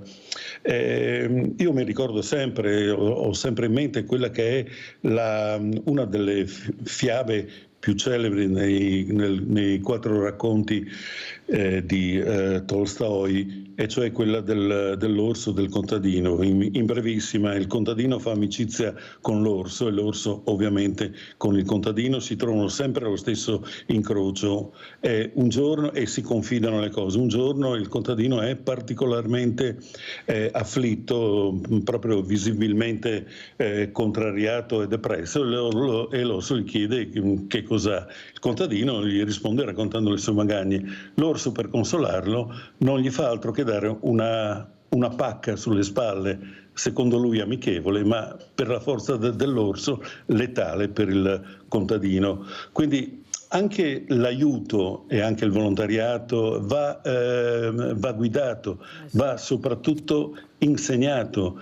Quello che dicevo prima, la solidarietà e la coesione delle comunità, soprattutto delle comunità non urbane, è fondamentale, e questo insegnamento, cioè nel rapportarsi agli altri, dice bene la dottoressa, fare del bene fa bene a se stessi, perché proprio come insegnava Richard Dawkins, uno dei grandi genetisti, non è questione di egoismo. In questo caso l'egoismo è sociale, cioè io, se aiuto l'altro, aiuto la mia specie, aiuto in questo caso aiuto il mio paese, la mia comunità ad essere più felice, più armonica, quindi anch'io ricevo del bene. Ecco, forse è questo insegnamento che alla scuola e nella scuola manca ancora, cioè non penso che facciano leggere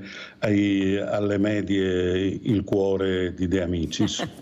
Allora andiamo a vedere anche questo video che ha portato la dottoressa Grigolin, Vivere la comunità insieme. Andiamo a vedere.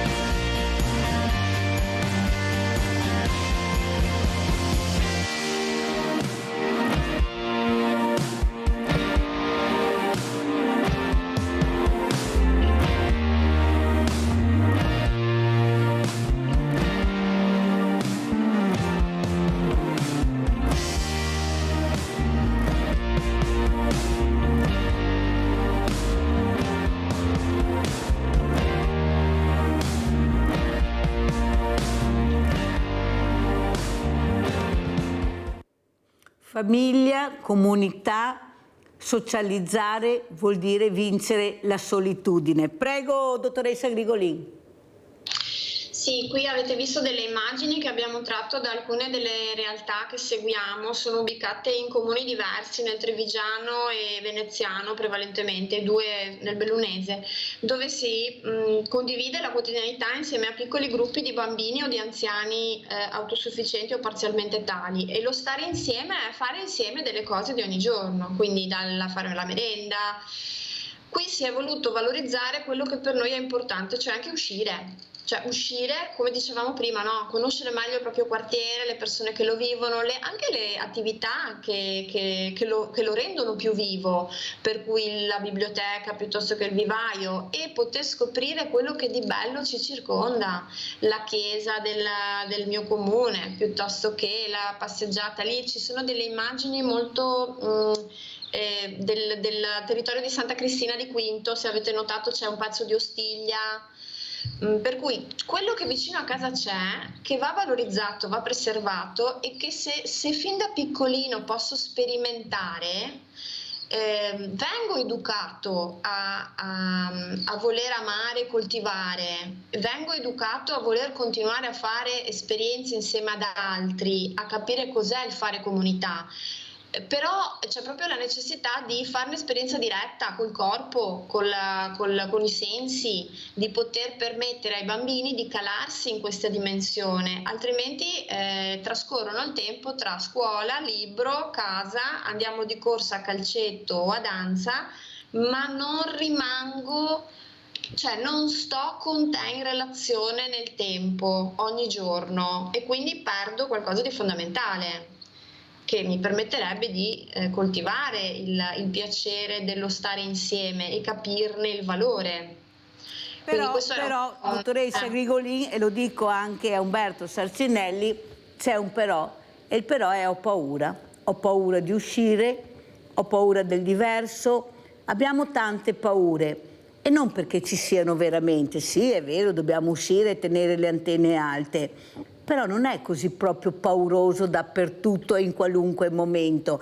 Perché Sarcinelli si ha la percezione della paura, specialmente del diverso? Noi siamo sempre stati un territorio accogliente, non c'era questo problema, però un po' alla volta si è ingigantito. Se penso addirittura a quello, adesso vedremo se è vero o non è vero, a quello che ha detto questo albergatore a questa famiglia di ebrei che voleva soggiornare, capisce bene che stanno arrivando dei messaggi, e non solo quello, che sono devastanti. Prego Sarcinelli.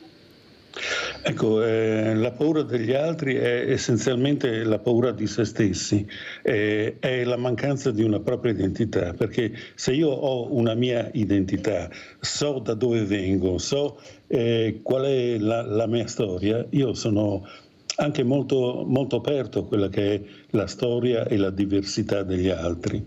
Ecco, dal video che ho visto una cosa mi sembra veramente fondamentale, questa connessione con la natura. La natura è assolutamente connessa. Se voi andate in un bosco, andate in una sorta di superorganismo, cioè ogni pianta è connessa proprio anche fisicamente attraverso le ife radicali, attraverso le sostanze che vengono rilasciate con gli altri, anche se gli alberi sono immobili per definizione, sono dei pali, eppure sentono quello che accade intorno.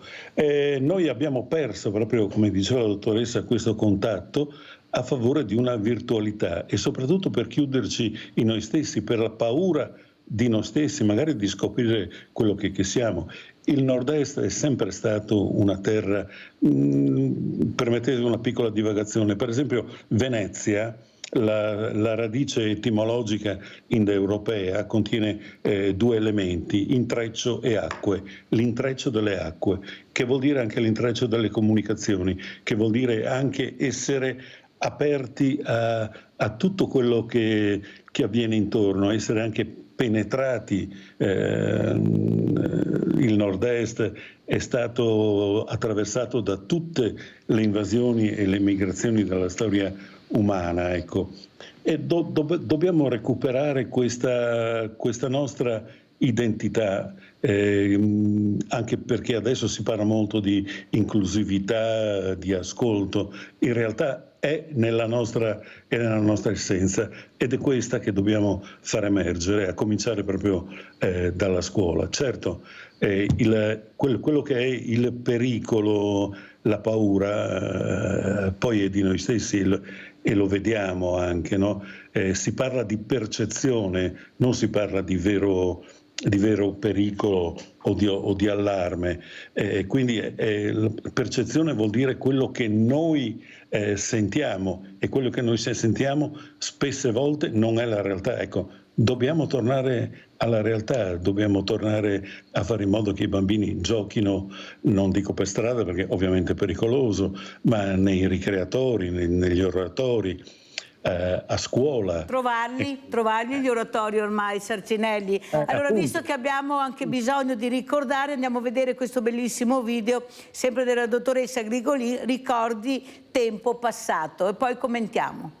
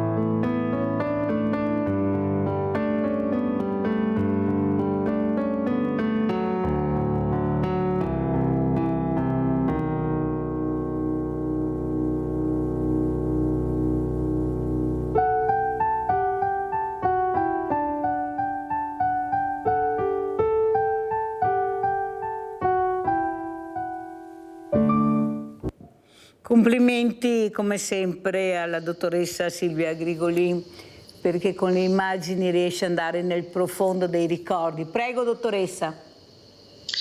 Sì, qui si voleva raccontare le esperienze con i nonni delle case anni d'oro, ma non solo, quindi quei momenti in cui cerchiamo di favorire uno scambio tra le generazioni. Perché l'anziano, comunque la persona più grande di esperienza, possa sentirsi valorizzata e il bambino con la sua solarità possa arricchire le giornate o comunque anche trarre beneficio dall'esperienza dei nostri nonni.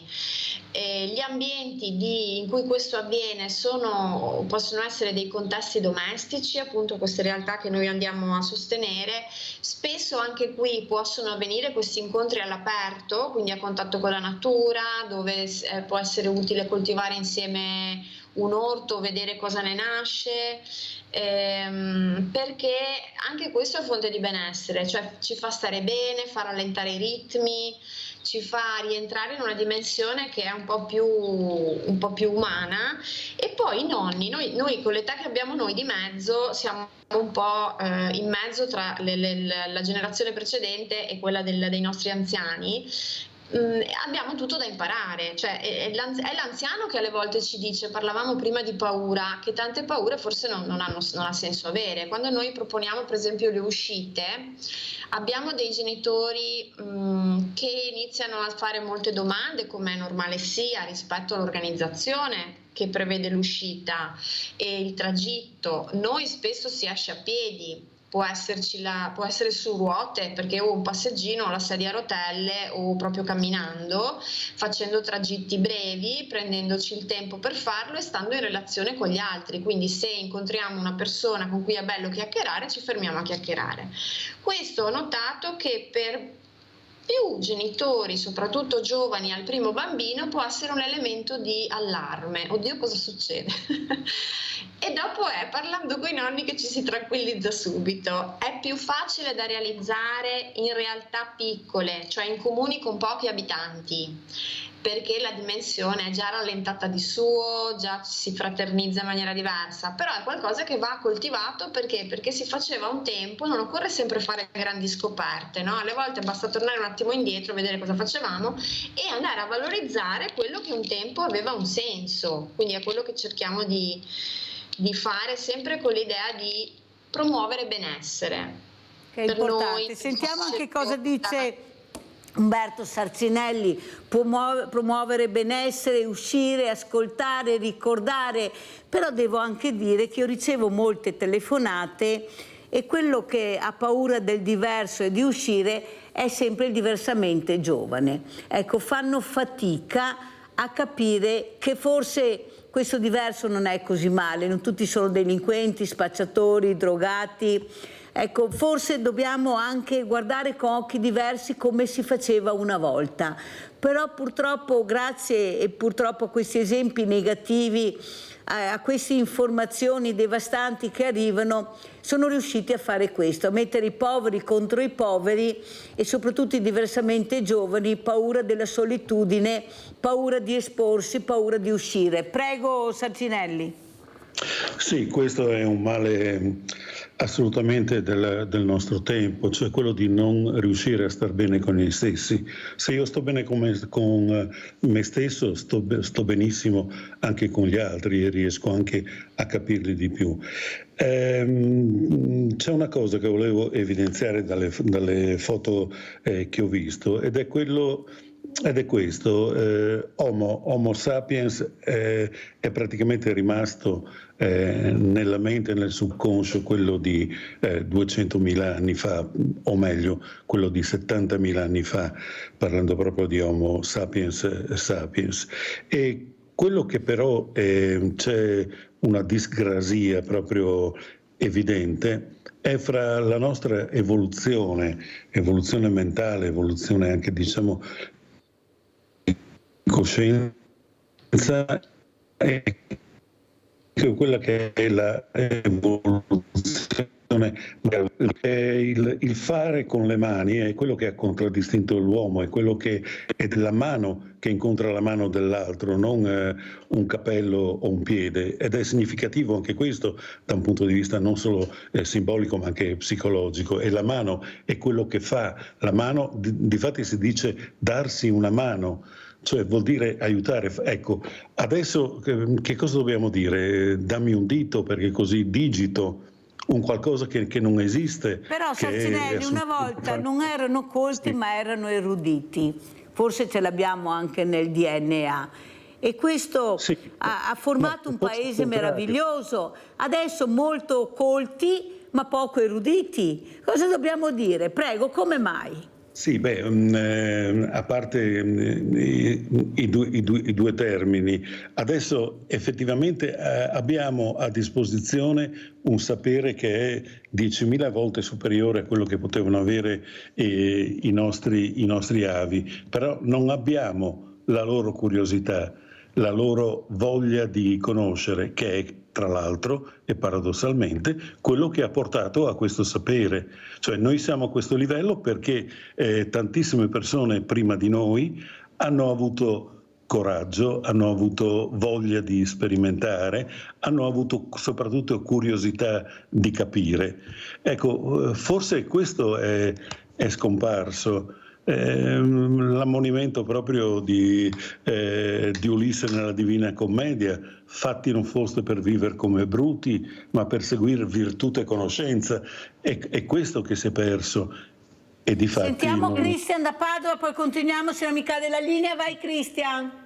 Sì, buongiorno Mirella. Buongiorno. Io volevo fare anche un altro punto della situazione.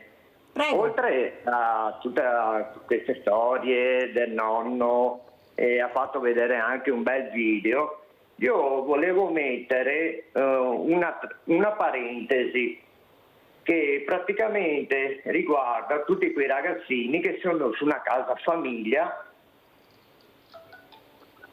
Vai Cristian.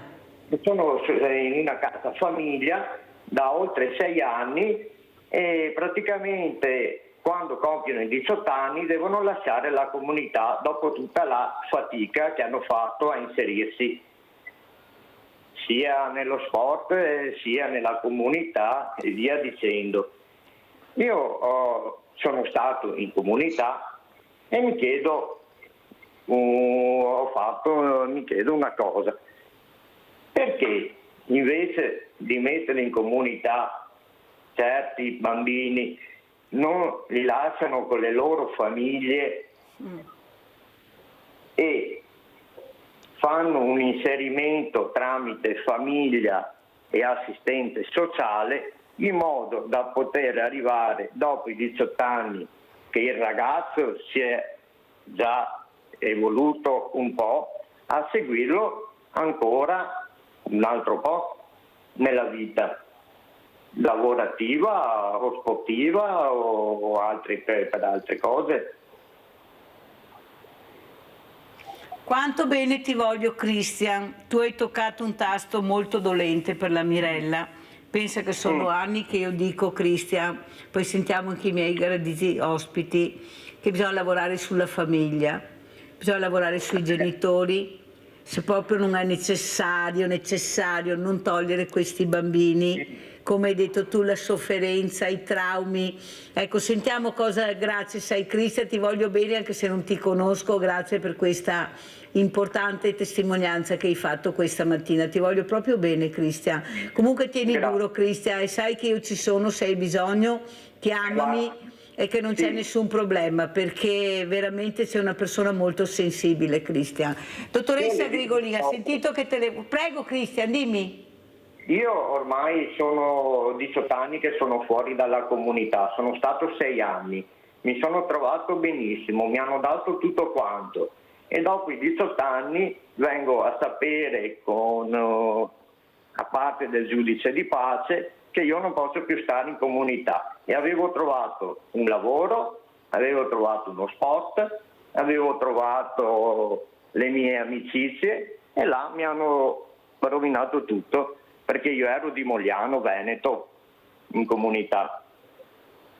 Allora sentiamo Cristian, lascia il tuo numero di telefono per cortesia in regia, fammi una cortesia perché voglio proprio parlarti, lasciami il tuo numero di telefono. Allora dottoressa Grigoli, ha sentito che testimonianza importante questo ragazzo che con tanta fatica dice ho trovato anche una mia strada, un mio percorso. dalla sera alla mattina mi ritrovo su una strada e devo ricominciare il percorso. Prego. Sì, certo, perché è necessario poi un accompagnamento a quello che è uno sgancio Sento un rimbombo, mi sentite? No, bene, Silvia, sì. Tranquilla. Un accompagnamento che permetta poi al ragazzo, alla ragazza, ma anche immagino a una situazione diversa in cui la comunità è pensata per altre motivazioni, per altri tipi di percorsi esistenziali, che permetta poi un aiuto nel mantenere alcuni tipi di autonomie e coltivarle nel tempo, perché non è che allo scoccare va bene che perché poi c'è la normativa, poi ogni situazione è diversa, allo scoccare del 18° anno o finito un percorso di qualsiasi tipo all'interno di un contesto istituzionalizzato, poi io abbia tutte le risorse per poter fronteggiare le nuove situazioni.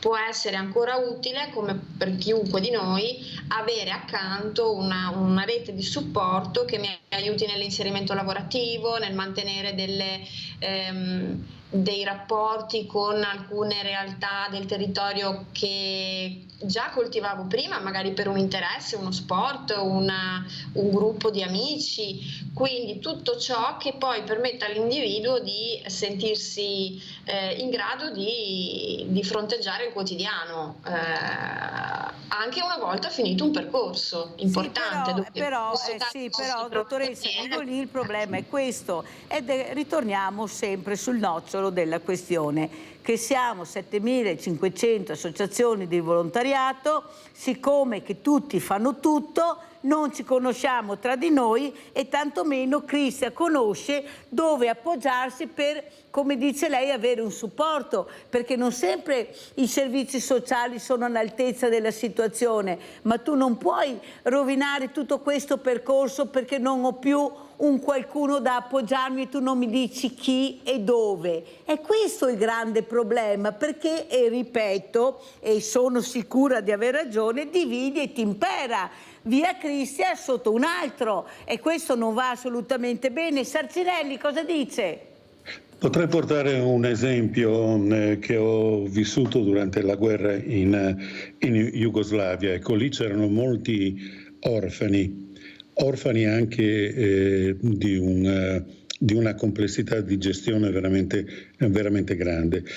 Parlando con la Jugoslavia, per esempio, sportivamente era una potenza. Parlando con uno dei cestisti, diciamo così, con il quale ho avuto contatto, che è Teo Alibegovic, ho scoperto questo. Allora, tutti quelli che facevano parte della nazionale jugoslava, ed erano serbi, sloveni, croati, bosniaci, eccetera, quindi c'erano dentro tutte le etnie, che cosa hanno fatto? Hanno fatto una raccolta di fondi per aiutare gli orfani, però non li hanno dato questi fondi agli orfanotrofi, ma hanno creato proprio una organizzazione per permettere a questi ragazzi, che una volta diventati maggiorenni, non fossero abbandonati, ma continuassero diciamo a essere in un certo senso protetti, cioè portati magari all'università, inseriti nel mondo del lavoro, però che potessero avere sempre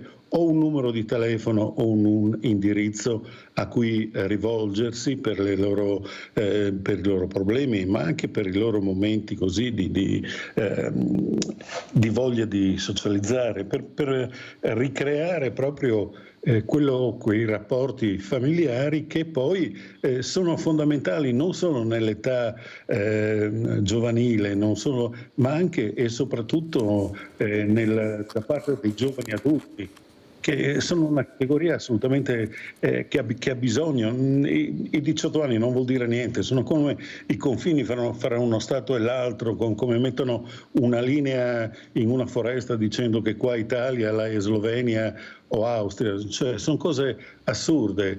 Il giovane deve crescere e un uomo cresce fino alla sua età adulta, anzi cresce e ha le sue relazioni e si forma anche da un punto di vista così diciamo psicologico-mentale, anche da diciamo anche da vecchio, quindi noi tendiamo ad avere quello che è una sorta di sindrome del cucciolo, no? Oh, che bello il cucciolo, perché così sembra, ma poi quando non so, la piccola tartarughina che ha regalato il papà o la mamma alla bambina diventa troppo grande, la si butta fuori, la si abbandona. No, questo non è l'insegnamento. Sentiamo Sandra da Padova, Sarcinelli, se non cade la linea, vai Sandra. Buongiorno a tutti. Ciao Mirella. Ho ammirato molto il video della signora che è in collegamento, perché effettivamente io ho una certa età e vedere questi giochi, proprio la dedizione che avevano i nonni, gli zii, cioè mi ha toccato il cuore. E per quanto dice il signor Sarcinelli, mi pare, sì, io sono d'accordo al 1000 per 1000, perché ho visto un servizio proprio sulla guerra molto tardi, perché lo fanno molto tardi, ancora diversi anni fa, quando proprio su questi orfani e descrivevano quello che lei ha detto, che non si devono abbandonare, perché è vero, 18 anni è la maggiore età, però Mirella, parliamoci chiaro, a 18 anni è come i maschi, io ho il maschio, è come ne avessero 15, poi al giorno d'oggi è così. Poi loro possono avere la cultura, essere informati col computer, con tutto, però è vero, non c'è la curiosità. La curiosità che la mia generazione o quelli che sono venuti dopo, che non hanno avuto la fortuna di studiare, o che hanno studiato non come adesso che c'è questa possibilità, c'era la curiosità di sapere, di ascoltare. E tu dici bene delle volte, Mirella, bisogna ascoltare. E io, è chiaro che c'è tanta solidarietà, non c'è sta unione che dovrebbe rompere gli argini proprio per avere dei risultati, è questo il punto. Sembra come carabinieri e polizia, ognuno fa le proprie indagini, poi salta fuori che la polizia, adesso dico così per assurdo un esempio, la polizia trova quel coso che magari era colpevole, però non aveva informato i carabinieri. Ecco, bisognerebbe fare una catena, ma in tutte le cose sociali, non solo la solidarietà, la catena del vicino di casa. Poi è chiaro che ognuno ha il proprio carattere, io sono la prima, io sono socievole anche troppo, però bisognerebbe incitare i bambini, i ragazzi, gli adulti, i vecchietti hanno bisogno di parlare, perché è vero, hanno bisogno di parlare. Sì, Sandra, devo chiudere perché sei arrivata lunga. Tanti auguri. Grazie cara Sandra, grazie. Sentiamo come commenta e come ci saluta la dottoressa Silvia Grigolin, e grazie ancora per i video molto apprezzati. Hai sentito Silvia anche a casa. Prego Grigolin.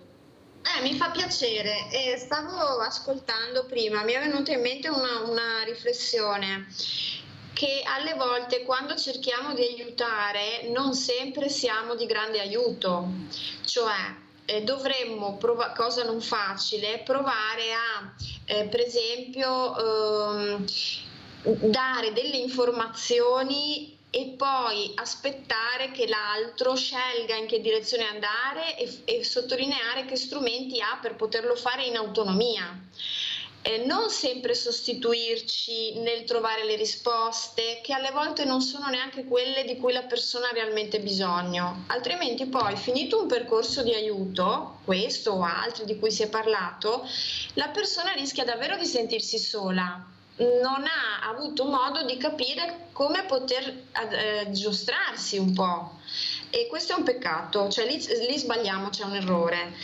Ecco, quindi sto riflettendo su questo anche negli ultimi giorni, per quello mi veniva da condividerlo con voi, rispetto alla mancanza di rete tra chi è di supporto a livello di associazione, chi lo fa per mestiere, Penso che si possa costruire, che si possano fare delle belle mappature, che si possano trovare degli strumenti utili a chi poi ne ha bisogno. La differenza la fa come sempre poi magari il singolo interesse della persona. Va un po' coltivata però questa strada, se no... Bisogna fare comunità e socializzare, se no non andiamo da nessuna parte. Grazie alla dottoressa Silvia Grigolin, presidente Family Way, di essere stata con noi per questi bellissimi video con queste immagini che fanno ricordare. Sentiamo come ci saluta, se c'è ancora, Umberto Sarcinelli, giornalista e scrittore. Prego Sarcinelli, come ci saluta?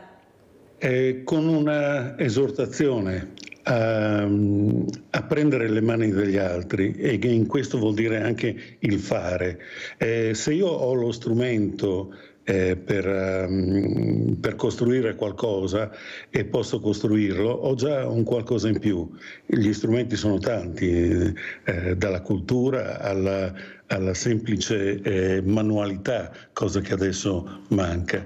E questo percorso di riscoprire la nostra capacità di fare poi porta inevitabilmente anche alla capacità di poter pensare, di poter anche accorgersi che ci sono degli altri, perché abbiamo sempre bisogno. Ecco, bisognerebbe proprio ritornare a questa cultura, e in questo la famiglia, ma una famiglia diciamo non tradizionale nel senso diciamo anche lì retorico, ma una famiglia vera, cioè una comunità di consanguinei o non, però coesa, deve dare, e soprattutto la famiglia allargata, che è la scuola, che è la società. Molto chiaro Sarcinelli, devo chiudere perché ho forato, sono arrivata lunga. La ringrazio veramente anche per queste parole, di essere stati con noi. Grazie Umberto Sarcinelli, giornalista e scrittore. Pubblicità.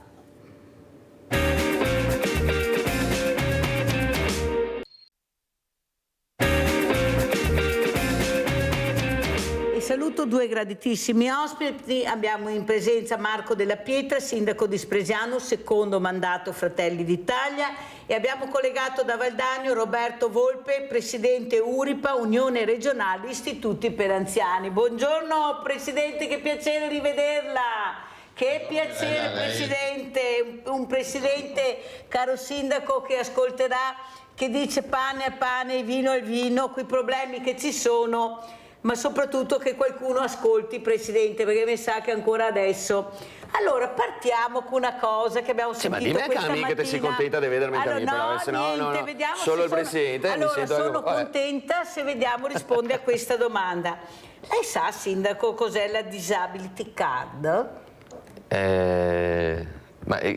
Io rispondo e ti dico che ne ho sentito parlare, ma non sono addentrato appieno. Quindi... Allora, Volpe, lei sa cos'è la Disability Card? La? Disability Card, una card dei disabili. Sì, credo che sia... Allora, partiamo dal principio che il mondo anziani e il mondo della disabilità sono due mondi distinti. Credo sia l'ultimo provvedimento del governo nell'ambito della legge di riforma sulla disabilità. E cos'è questa carta? Dove si prende e dove la trovi? No, guarda. Perfetto, basta così.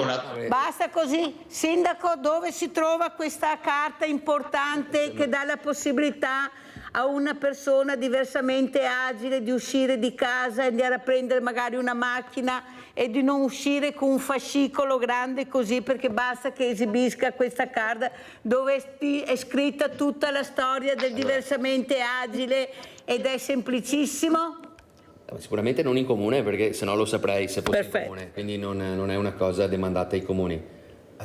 Potrei solo fare delle supposizioni, per cui guarda, davvero alzo bandiera bianca e lo chiedo all'INPS. Ecco, ci sta.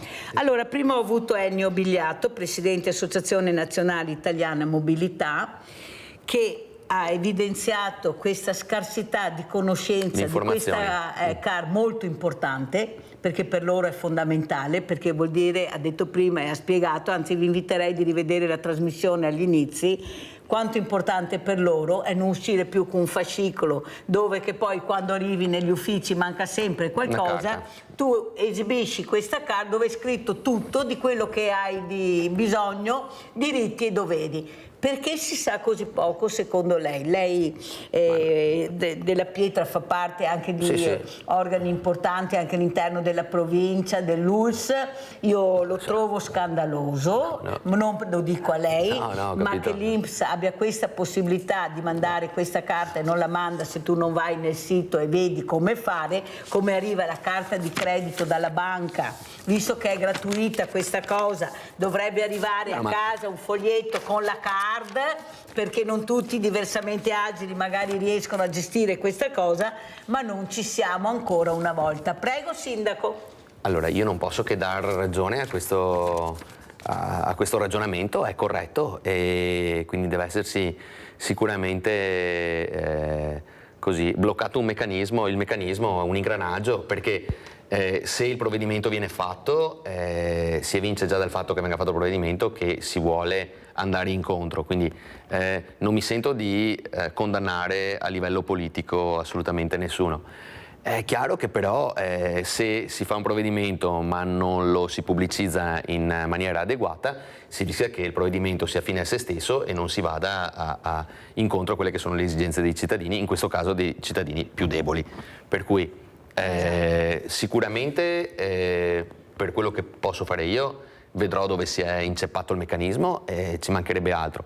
Magari non si è nemmeno inceppato così tanto e la percezione sbagliata ce l'ho io, perché può essere, perché ahimè anche i sindaci hanno i loro problemi anche magari al di fuori del comune e talvolta o di quello che succede attorno e talvolta ci si chiude un po', non si dovrebbe farlo ma siamo umani, però, sono umano, però ecco... della Pietra, prima avevo il sindaco di San Giorgio delle Pertiche, Daniele Canella, che non sapeva nulla. Io sono convinta che adesso tutte le mattine invito i sindaci e loro, ma non è una colpa che io faccio. No, ma ci mancherebbe, non mi sento mica accusato. Ma dico, e lo dico anche a Volpe, ma è possibile che manca sempre un anello nella catena per aiutare le fragilità, quelli che hanno veramente bisogno? Perché abbiamo le leggi ma non le applichiamo. E vai, e qua la diciamo tutta. Abbiamo gli strumenti per essere supportati, aiutati anche in situazioni veramente complicate, come può essere la disabilità, e non lo sappiamo. Allora, il mio ospite aveva 3.125 il numero della tessera della Disability Card. Siamo arrivati a 500.000 tessere. E sa perché siamo arrivati a 500.000 tessere, Volpe e anche della Pietra? Perché loro, poveretti, con le associazioni hanno fatto rete, hanno fatto squadra. Però giustamente dicono, se dopo io mi presento nell'ufficio, esibisco la tessera e il comune non sa niente, i servizi sociali non sanno niente, oppure dove vado a fare l'acquisto è come che non mi avessero dato niente, polvere. Cosa c'è? Lei fa parte di un partito importante anche politico, della Pietra, che vediamo che veramente sta Giorgia Meloni ce la sta mettendo tutta, sono una di voi, sono Giorgia, sta cercando di fare anche delle cose che prima non sono state fatte o che se ne volevano fare. Però purtroppo noi siamo sempre fermi con la fragilità, noi abbiamo il mondo, però quando vai a toccare con mano non c'è niente da fare. Però io stavolta invece non sono proprio d'accordissimo, nel senso che può essere vero che ci siano dei problemi, ma è vero anche che specie nei comuni, e specie, io poi parlo per i miei perché quelli degli altri comuni non li conosco, però quando si arriva ai servizi sociali si fa di tutto per arrivare e nel momento in cui si capisce come funziona poi dopo si riproduce, ecco, no, la buona pratica. Per cui io sono convinto che comunque quando si ha una novità, si inserisce una novità e c'è un sistema che deve adeguarsi a questa novità, ci siano delle difficoltà.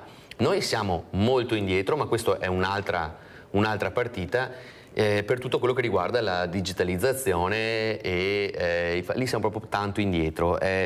Ci sono paesi al mondo in cui tu con un'unica tessera riesci a fare tutto, che tu sia disabile o che tu non sia disabile, perché io anche sentir parlare di disability card, e lo dico magari andando contro anche quelle che sono le linee, ecco, partitiche, la trovo una differenziazione che invece di ridurre le distanze le aumenta ancora di più. Io credo che semplicemente nella carta d'identità elettronica, che è una cosa che ormai abbiamo tutti o che comunque stiamo avendo tutti quanti, potrebbero essere inserite tranquillamente quelle che sono le difficoltà cliniche piuttosto che il quadro clinico di ognuno di noi, avere una tessera sola senza averne 800 e riuscire a fare tutto. Ma sono anni che lo diciamo, però non cambia niente. Volpe, come commentiamo? Se no non ce la facciamo. Vai, Volpe. No, allora è in vigore dal 2013, ma lei si riferiva alla Carta Europea della disabilità prima con la domanda, sì, no? Sì. No, lì sicuramente lo prevedeva la norma, c'era una grossa responsabilità anche delle associazioni nel pubblicizzarla. Dall'altro, quello che manca, in effetti le do ragione, è il fatto che ci sia una conoscenza degli esercenti su questo tema. Ad esempio, un esercente che non conosce, ma anche qui secondo me non si può dare sempre la responsabilità al sistema, esistono delle categorie anche all'interno loro, Confcommercio ed altro, che devono anche fare, cioè il sistema va a regime quando tutti contribuiscono, ci può essere sempre un sistema per cui si rivolge il sindaco piuttosto che... No, però Volpe, calma, qui stiamo parlando dell'INPS, calma, è una carta che io ricevo dall'INPS. Perciò l'INPS, che anzi avrò anche ospite, chiederò l'UMI, perché non è possibile che se io interrogo 50 sindaci sono sicura che i 49,9 mi dice aspetta che mi informo perché non so niente di questa cosa. Abbiamo Gianfranco Valeri, vai Gianfranco. Sì, buongiorno signora Mirella. Buongiorno. Buongiorno signor Sindaco. Buongiorno. Signor Sindaco, intanto complimenti perché io lo seguo, che lei è una persona dinamica e appunto io ho già parlato una volta con lei.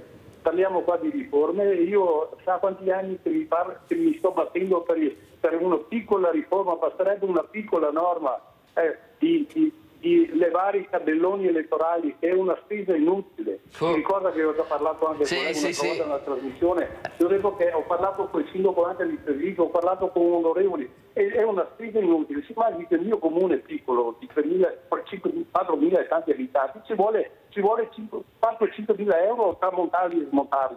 Sono perennemente vuoti, vengono messi posti, specialmente se lei va in una città è un casino dappertutto. Se lo andava bene nel dopoguerra, quando non c'erano la gente non aveva neanche i soldi da comprare il giornale, andava lì, vedeva la pubblicità, il programma, ma il giorno d'oggi basta una piccola norma. Se non ma noi parliamo di cosa? Se non siamo capaci neanche di spostare i tabelloni elettorali. Ecco, una prima volta che lei andrà nel Consiglio nazionale o dovrà con i Fratelli d'Italia, ma almeno questa, vediamo se sono tutti d'accordo. Poi io ho parlato con tutte le forze politiche, tutti mi danno ragione e Torino rimane in perfetto. Questo è tanti anni che ferma là. Ecco, signor Sindaco, grazie, buon lavoro e continui così. Dai Gianfranco, chi la dura la vince, vedrai che ce la faremo. Prego Sindaco e poi andiamo da Volpe. No, è stato precisissimo, 4-5 mila abitanti sono circa 5 mila euro, 3-4 mila euro, cosa ha detto? 4-5 mila euro, ed è quello che Spresiano spende in proporzione. Noi spendiamo dai 12 ai 15 mila euro per fare montare, perché c'è il corretto montaggio, vengono montati in determinate zone del paese e quindi si sta presto a spendere dei soldi che poi dopo tu devi anticipare e ti vengono rimborsati, tra l'altro non so se vengono rimborsati proprio tutti dal Ministero, per cui sì, effettivamente è una spesa che lascia il tempo che trova. D'altro lato però, e questa è una cosa che io sono d'accordissimo, però c'è parte della popolazione che in realtà i cartelloni elettorali li va a vedere e bisognerebbe riempirli, farli, perché vederli tutti vuoti con mezzo cartellone tipo alle europee, non è che ci siano stati tutti questi, però le comunali per dire sono belli pieni, oppure quando sono le regionali passati dai sindaco, però fermi, però c'è parte della popolazione che guarda queste robe qua. Per me non c'è nessun problema, ma allora togliamo via tutto. Il primo che però dice no, mica voglia del tocco de carta anche a casa, perché allora c'è anche quello. In realtà magari basterebbe solamente spendere un po' meno, cercare di contenere. E magari piegare questi soldi in cose più utili, perché più che la forma guardiamo la sostanza. No, ma poi andiamo anche ogni anno a elezioni, bisognerebbe magari anche accorpare un po' di elezioni, così magari è il 50% che non va più votare. Sì, ma te lo fai una volta ogni 5 anni. Allora andiamo a vedere, devo correre, andiamo a vedere questa CISL, case di riposo, rete, allarme. Andiamo a sentire, poi sentiamo cosa ci dice Volpe.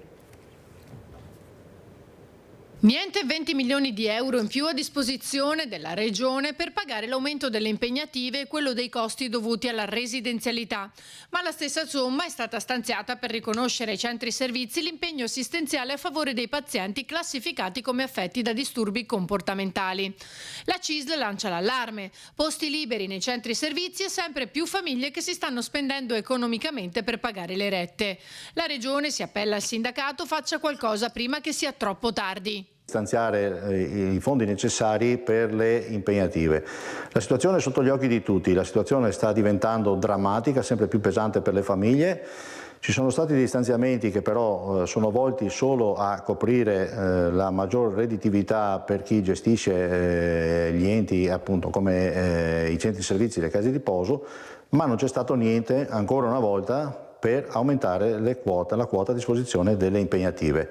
Questo è un problema che rischia di esplodere, è già molto ben presente. Ancora una volta emergono le differenze di costi tra pubblico e privato. Se nel primo caso infatti l'esborso della media del 2023 in regime non convenzionato è stato di 84,92 euro al giorno per anziano, nel secondo si sale a 99,20 euro. Una differenza di 14,28 euro al giorno, che in 12 mesi significano 5.212 euro in più. Eppure il recente stanziamento di altri 20 milioni di euro da parte della Giunta regionale per aumentare la redditività dei centri servizi per il sindacato non risolve l'annoso problema delle impegnative.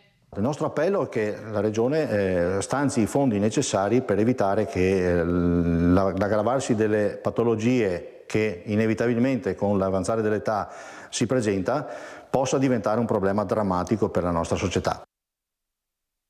Problema drammatico per la nostra società. Presidente Volpe, ha sentito cosa ha detto il rappresentante della CISL, liste d'attesa enormi, anche pagando non si trovano RSA. Cosa sta succedendo con una popolazione sempre più che sta invecchiando e non sappiamo più dove andare a sbattere la testa? Prego. Credo, al di là dell'aspetto tecnico che non condivido come è stato descritto dalla CISL, perché questo impegno dei 20 milioni non viene dato alle strutture, viene collegata alla tipologia di ospite, in particolare ai malati di Alzheimer, modificando anche gli standard perché sono ospiti che hanno un carico di lavoro superiore, quindi non è che arricchiscono le strutture, riducono i costi delle strutture che altrimenti andrebbero addebitati sulle rette, quindi è un atto tecnico che così commentato non trovo corretto. La realtà è un'altra: siamo un paese che invecchia, siamo il secondo paese più vecchio del mondo e nel PNRR non c'è un centesimo per gli anziani. Questo è un dato banalissimo, a prescindere da tutti i governi che si sono succeduti. Noi per carità abbiamo fatto giustamente investimenti sugli asili nido che non siamo peraltro riusciti a spendere, ma il secondo paese più vecchio d'Italia non ha messo un centesimo sul PNRR. Quindi qui c'è da farsi la domanda, perché io dal governo Conte in poi ho continuato ad appellarmi a dirmi: ma ha vinto e ha prevalso il populismo del domiciliare. Chiudiamo le strutture, questi sono i contenuti del tema, chiudiamo le strutture e assistiamo tutti al domicilio, dimenticandoci che i 340.000 anziani, 370.000 ultraottantenni che ci sono oggi in Veneto, nel 2050 saranno 670.000. All'interno di questi numeri cova la non autosufficienza di persone che saranno prevalentemente sole. Quindi chi ha continuato e continua a proseguire, basta leggere tutti gli articoli che si susseguono. Anche l'altro giorno sul Messaggero c'era un'aggressione alle strutture per anziani, inventando una ricerca che non c'è, delle violenze all'interno delle strutture eccetera. Sono tutti correnti di pensiero che sono legati a un nome e cognome che è Monsignor Paglia, che hanno convinto tutti che si farà il domiciliare a tutti. Quindi io vorrò vedere che domiciliare faremo rispetto a questi numeri. Era il momento opportuno per riformare le strutture, era il momento opportuno per farle di nuove. Lei consideri che una nuova struttura costa mediamente 120.000 euro posto letto. Quindi questa era l'occasione per fare, e a fianco fare una politica anche di formazione del personale, perché vede, ci si dimentica di dire che se oggi in Veneto, oltre ai 32.500 posti letto, alle 350 strutture che ci sono, ce ne fossero altre 50, noi oggi rimarrebbero chiuse perché non abbiamo né infermieri né personali né medici per assisterli. Quindi io capisco, tutti mirano ad avere più risorse, ma bisogna fare dei discorsi a monte. Oggi tutto il personale che manca non è nato 20 anni fa, 25 anni fa. Noi paghiamo nel mondo del lavoro l'inverno demografico, abbiamo demolito queste professioni, perché in questo periodo fare l'operatore sembra essere il lavoro più brutto del mondo, e voi chiedete a un giovane se vuole fare l'operatore. Andiamo da Paola, vai Paola. Ciao Mirella, buongiorno ospiti, farò solo una domanda, anche se avrei mie robe da dire. A quando appunto quei 20 miliardi mi sembra di armi li mettiamo nella disabilità, negli anziani, che siamo relegati in casa, in appartamenti senza ascensore, non riusciamo più a muoversi, non abbiamo schede da pagare nessuno. A quando delle case quasi? Però con le notizie che ho sentito adesso ho capito che siamo tempo a morire. Grazie infinite per queste informazioni, grazie ai tuoi ospiti, buona giornata. Ciao Paola, prego Sindaco. Cosa devo rispondere io a quello Paola? Che ha detto Volpe? No, pensavo a Paola perché forse per me anche subito i 20 miliardi bisognerebbe, però vabbè, apriamo un tema che è meglio non aprire sul conflitto.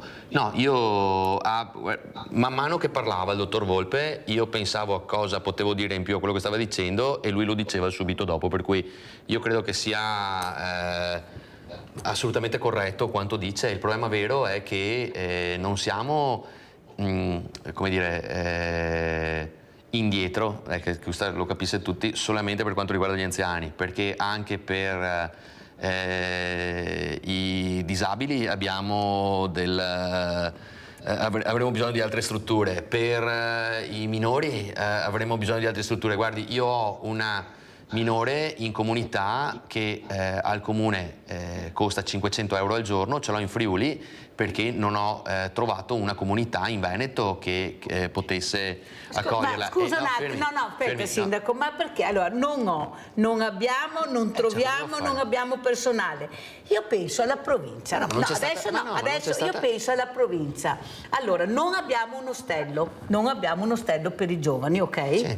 Non abbiamo strutture per anziani, non abbiamo strutture per i giovani perché, come dice lei, dove metto questa comandante in Friuli? Sì. Non sarebbe ora di guardare anche quello che abbiamo in casa e vedere se riusciamo a inserirlo anche col mondo del volontariato e dell'associazionismo, che quando serve il GESE per cercare di sopperire a certe mancanze? Sì, però se io ti dico che si spendono 500 euro al giorno per significa che la situazione non è proprio così gestibile da parte delle associazioni, vuol dire che sei giunto al limite. Noi come comuni investiamo molto nella prevenzione e quindi prima che una persona venga inserita in struttura, non sto parlando chiaramente dell'anziano, che lì è proprio un discorso anche fisiologico spesso e quindi è un altro discorso, ma per quanto riguarda i giovani si cerca di fare tutto il possibile perché non si arrivi a lì.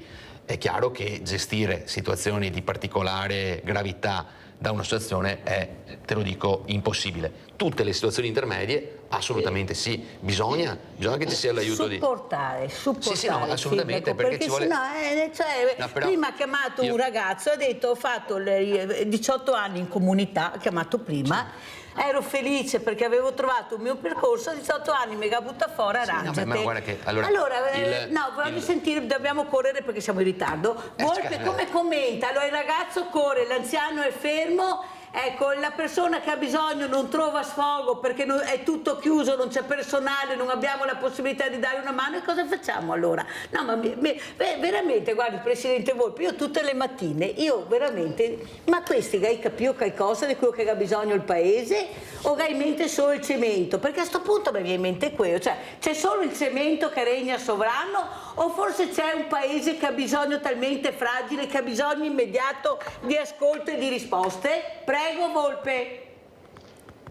Allora, il dato oggettivo è che non abbiamo saputo leggere nel tempo i cambiamenti che avvenivano in queste società. Ma io non sono né un eletto, non sono un politico, faccio il rappresentante di un'associazione. Io più che rappresentare i problemi e dirvi da 20 anni cosa posso fare. Se dopo c'è un intero Parlamento, ho scritto una lettera, credo il sindaco l'avrà vista un mese fa, in cui ho chiesto a tutti i parlamentari del Veneto, a tutto il governo, a tutti i parlamentari d'Italia, senatori del governo, che è necessario in questo paese istituire un Ministero della terza età. Come c'è il Ministero della disabilità, che secondo me sta facendo benissimo, ho chiesto, sa quanti deputati mi hanno risposto? 2? 1. Ah, ecco, non ho sbagliato tanto. Io avrei detto forse al tuo 2, quindi... 1. Perché questo allora, sindaco? Ragazzi, cioè, lì non... Io non entro, se avesse scritto a me avrei risposto, ve lo dico proprio onestamente. Però non lo so, non te lo so dire. Non te lo so. Abbiamo Antonio da Padova, veloce Antonio, che sono in chiusura.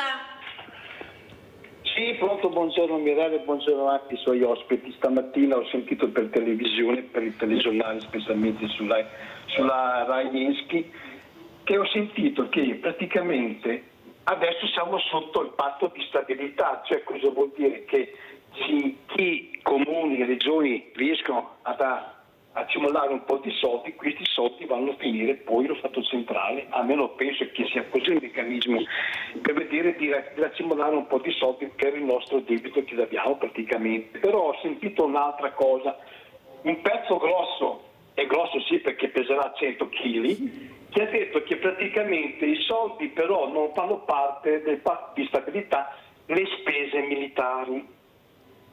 A questo punto dico, io praticamente dovrei fare la fame, morire nella regione per portare i soldi a Roma e tu, Grassetto, ti spendi per le armi. Questo molto chiaro Antonio, se no non ce la faccio, che sono proprio in chiusura, sindaco.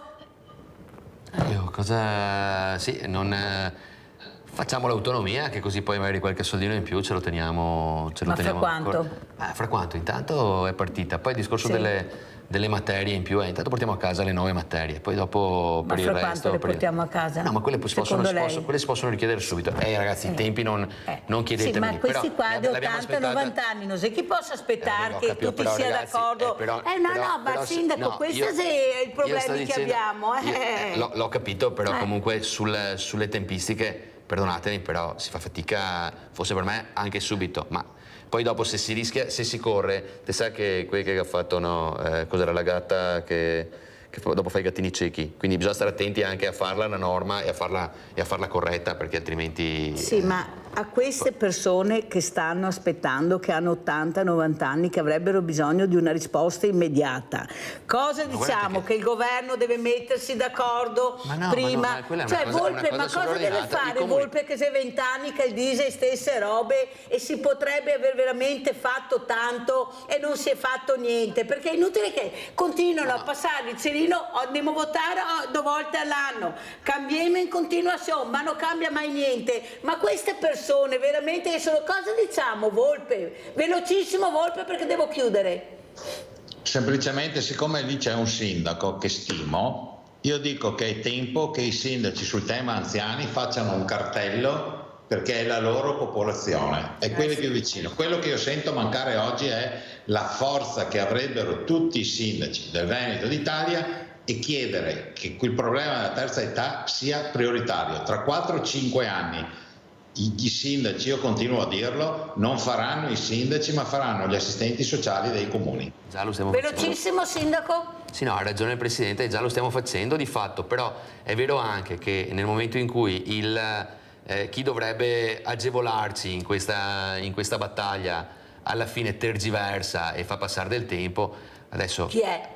Dai, lo sapete bene chi è. Noi, guardate, anche col discorso dell'RSA, e il Presidente lo sa, e il discorso dei posti che vengono gli enti sovraordinati, l'azienda ospedaliera anche che giustamente cioè ragazzi, però occorre collaborare tutti, non è che possiamo essere solamente noi sindaci a dire, cioè noi le idee ce l'abbiamo e anche la forza ce l'abbiamo, ma alla fine se non siamo supportati come facciamo? E io quoto a pieno quanto ha detto anche prima il discorso della domiciliarità, cioè diventa davvero una cosa problematica. E dopo che c'è tutto anche il discorso del sistema, perché diceva giustamente il Presidente, abbiamo investito negli asili, sì, da che altre parti però, perché noi qua in Veneto, avendo gli asili paritari, alla fine abbiamo preso 0, e chi fa un asilo pubblico oggi rischia di fare chiudere 2 asili paritari, per cui anche il PNRR andrebbe rivisto in maniera totale, perché, e anche qua non voglio fare il razzista,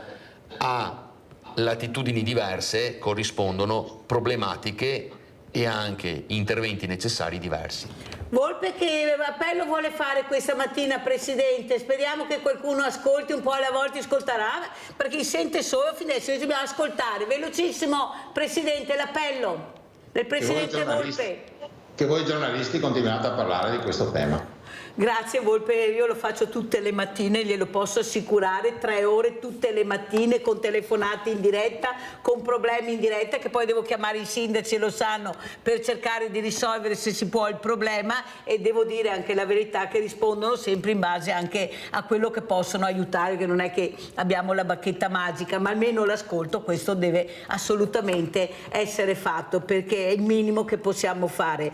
Allora Sindaco, io la prego di aver ascoltato il Presidente Roberto Volpe, questa forza che avete, che sono i vostri cittadini che vi eleggono, siete in tanti, siete forti, battete i pugni, perché le risposte non devono arrivare a medio e lungo termine, ma devono arrivare a breve termine, visto che avete le possibilità. Abbiamo fatto il ponte Morandi, se si vuole in 6 mesi, penso che delle risposte potrebbero arrivare anche a breve termine. Prego Sindaco, velocissimo. Probabilmente è più facile fare un ponte che non ottenere risposte in determinati ambiti. Volpe, è meglio fare un ponte che sia più facile? È più facile per... No, è meglio che fa, visto che fa solo che ponti ultimamente. Volpe. Forse ha ragione il Sindaco, è più facile. L'altro tema è che non solo l'Italia è un paese vecchio, l'Europa è un paese vecchio. Avete mai sentito in campagna elettorale durante le europee parlare qualcuno degli eurodeputati o dei programmi dell'Europa parlare di anziani? No, anche il Sindaco ha detto no. Si faccia la domanda e si dia la risposta. Perché non ne frega niente. Ma adesso è bello parlare solo di green economy, di verde, che poi dopo non so neanche in quanti l'abbiano capito onestamente. E di intelligenza artificiale. E con queste parole io ringrazio i miei ospiti, ringrazio Marco Della Pietra, Sindaco di Spresiano, secondo mandato Fratelli d'Italia. Grazie a te, un saluto al Presidente. Grazie veramente a Roberto Volpe, Presidente Unione Regionale Istituti per Anziani. Io continuo a parlare, Presidente Volpe, e qualcuno darà pure delle risposte, perché così non si può andare avanti. Grazie, adesso andiamo a pranzo con la proposta di Mirella. Arista di maiale al forno. Molti pensano che i maiali, chiamati anche porci, amino solo rotolarsi nel fango. In realtà non è affatto così. Ai maiali piace stare al pulito e all'asciutto, e quando hanno la possibilità di scorrazzare all'aria aperta, con un bel prato verde, si trovano finalmente al loro agio. Ingredienti per 4 persone. 600 grammi di arista di maiale in un unico pezzo. Una carota. Una costa di sedano. Una cipolla piccola a fettine. 200 mg di vino rosso.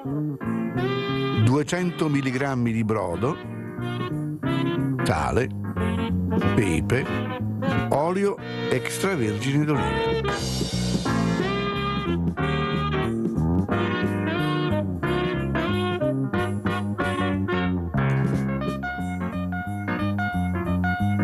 Formate un trito con carota, sedano e cipolla.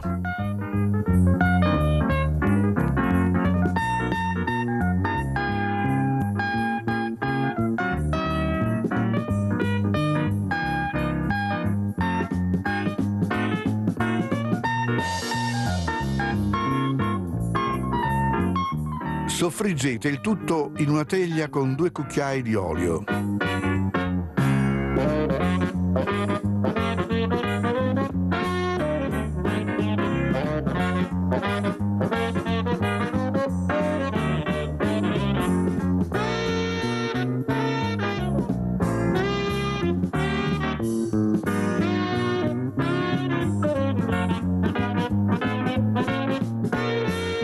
Dopo pochi minuti frullate tutto.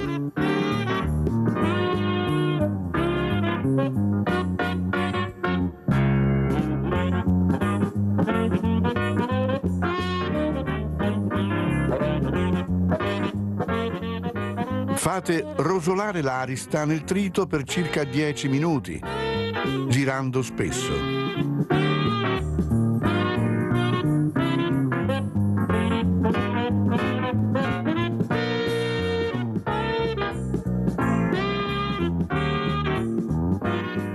Sfumate con il vino rosso.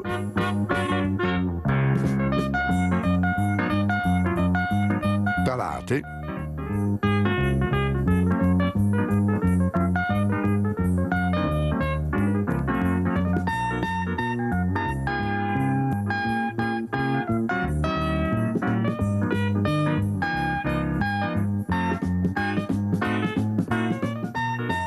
Versate il brodo. Trasferite la teglia in forno e fate cuocere per un'ora circa a 200 gradi. Girate di tanto in tanto. Tagliate a fette, disponetele su un piatto di portata e irrorate con il sugo della cottura. E buon appetito!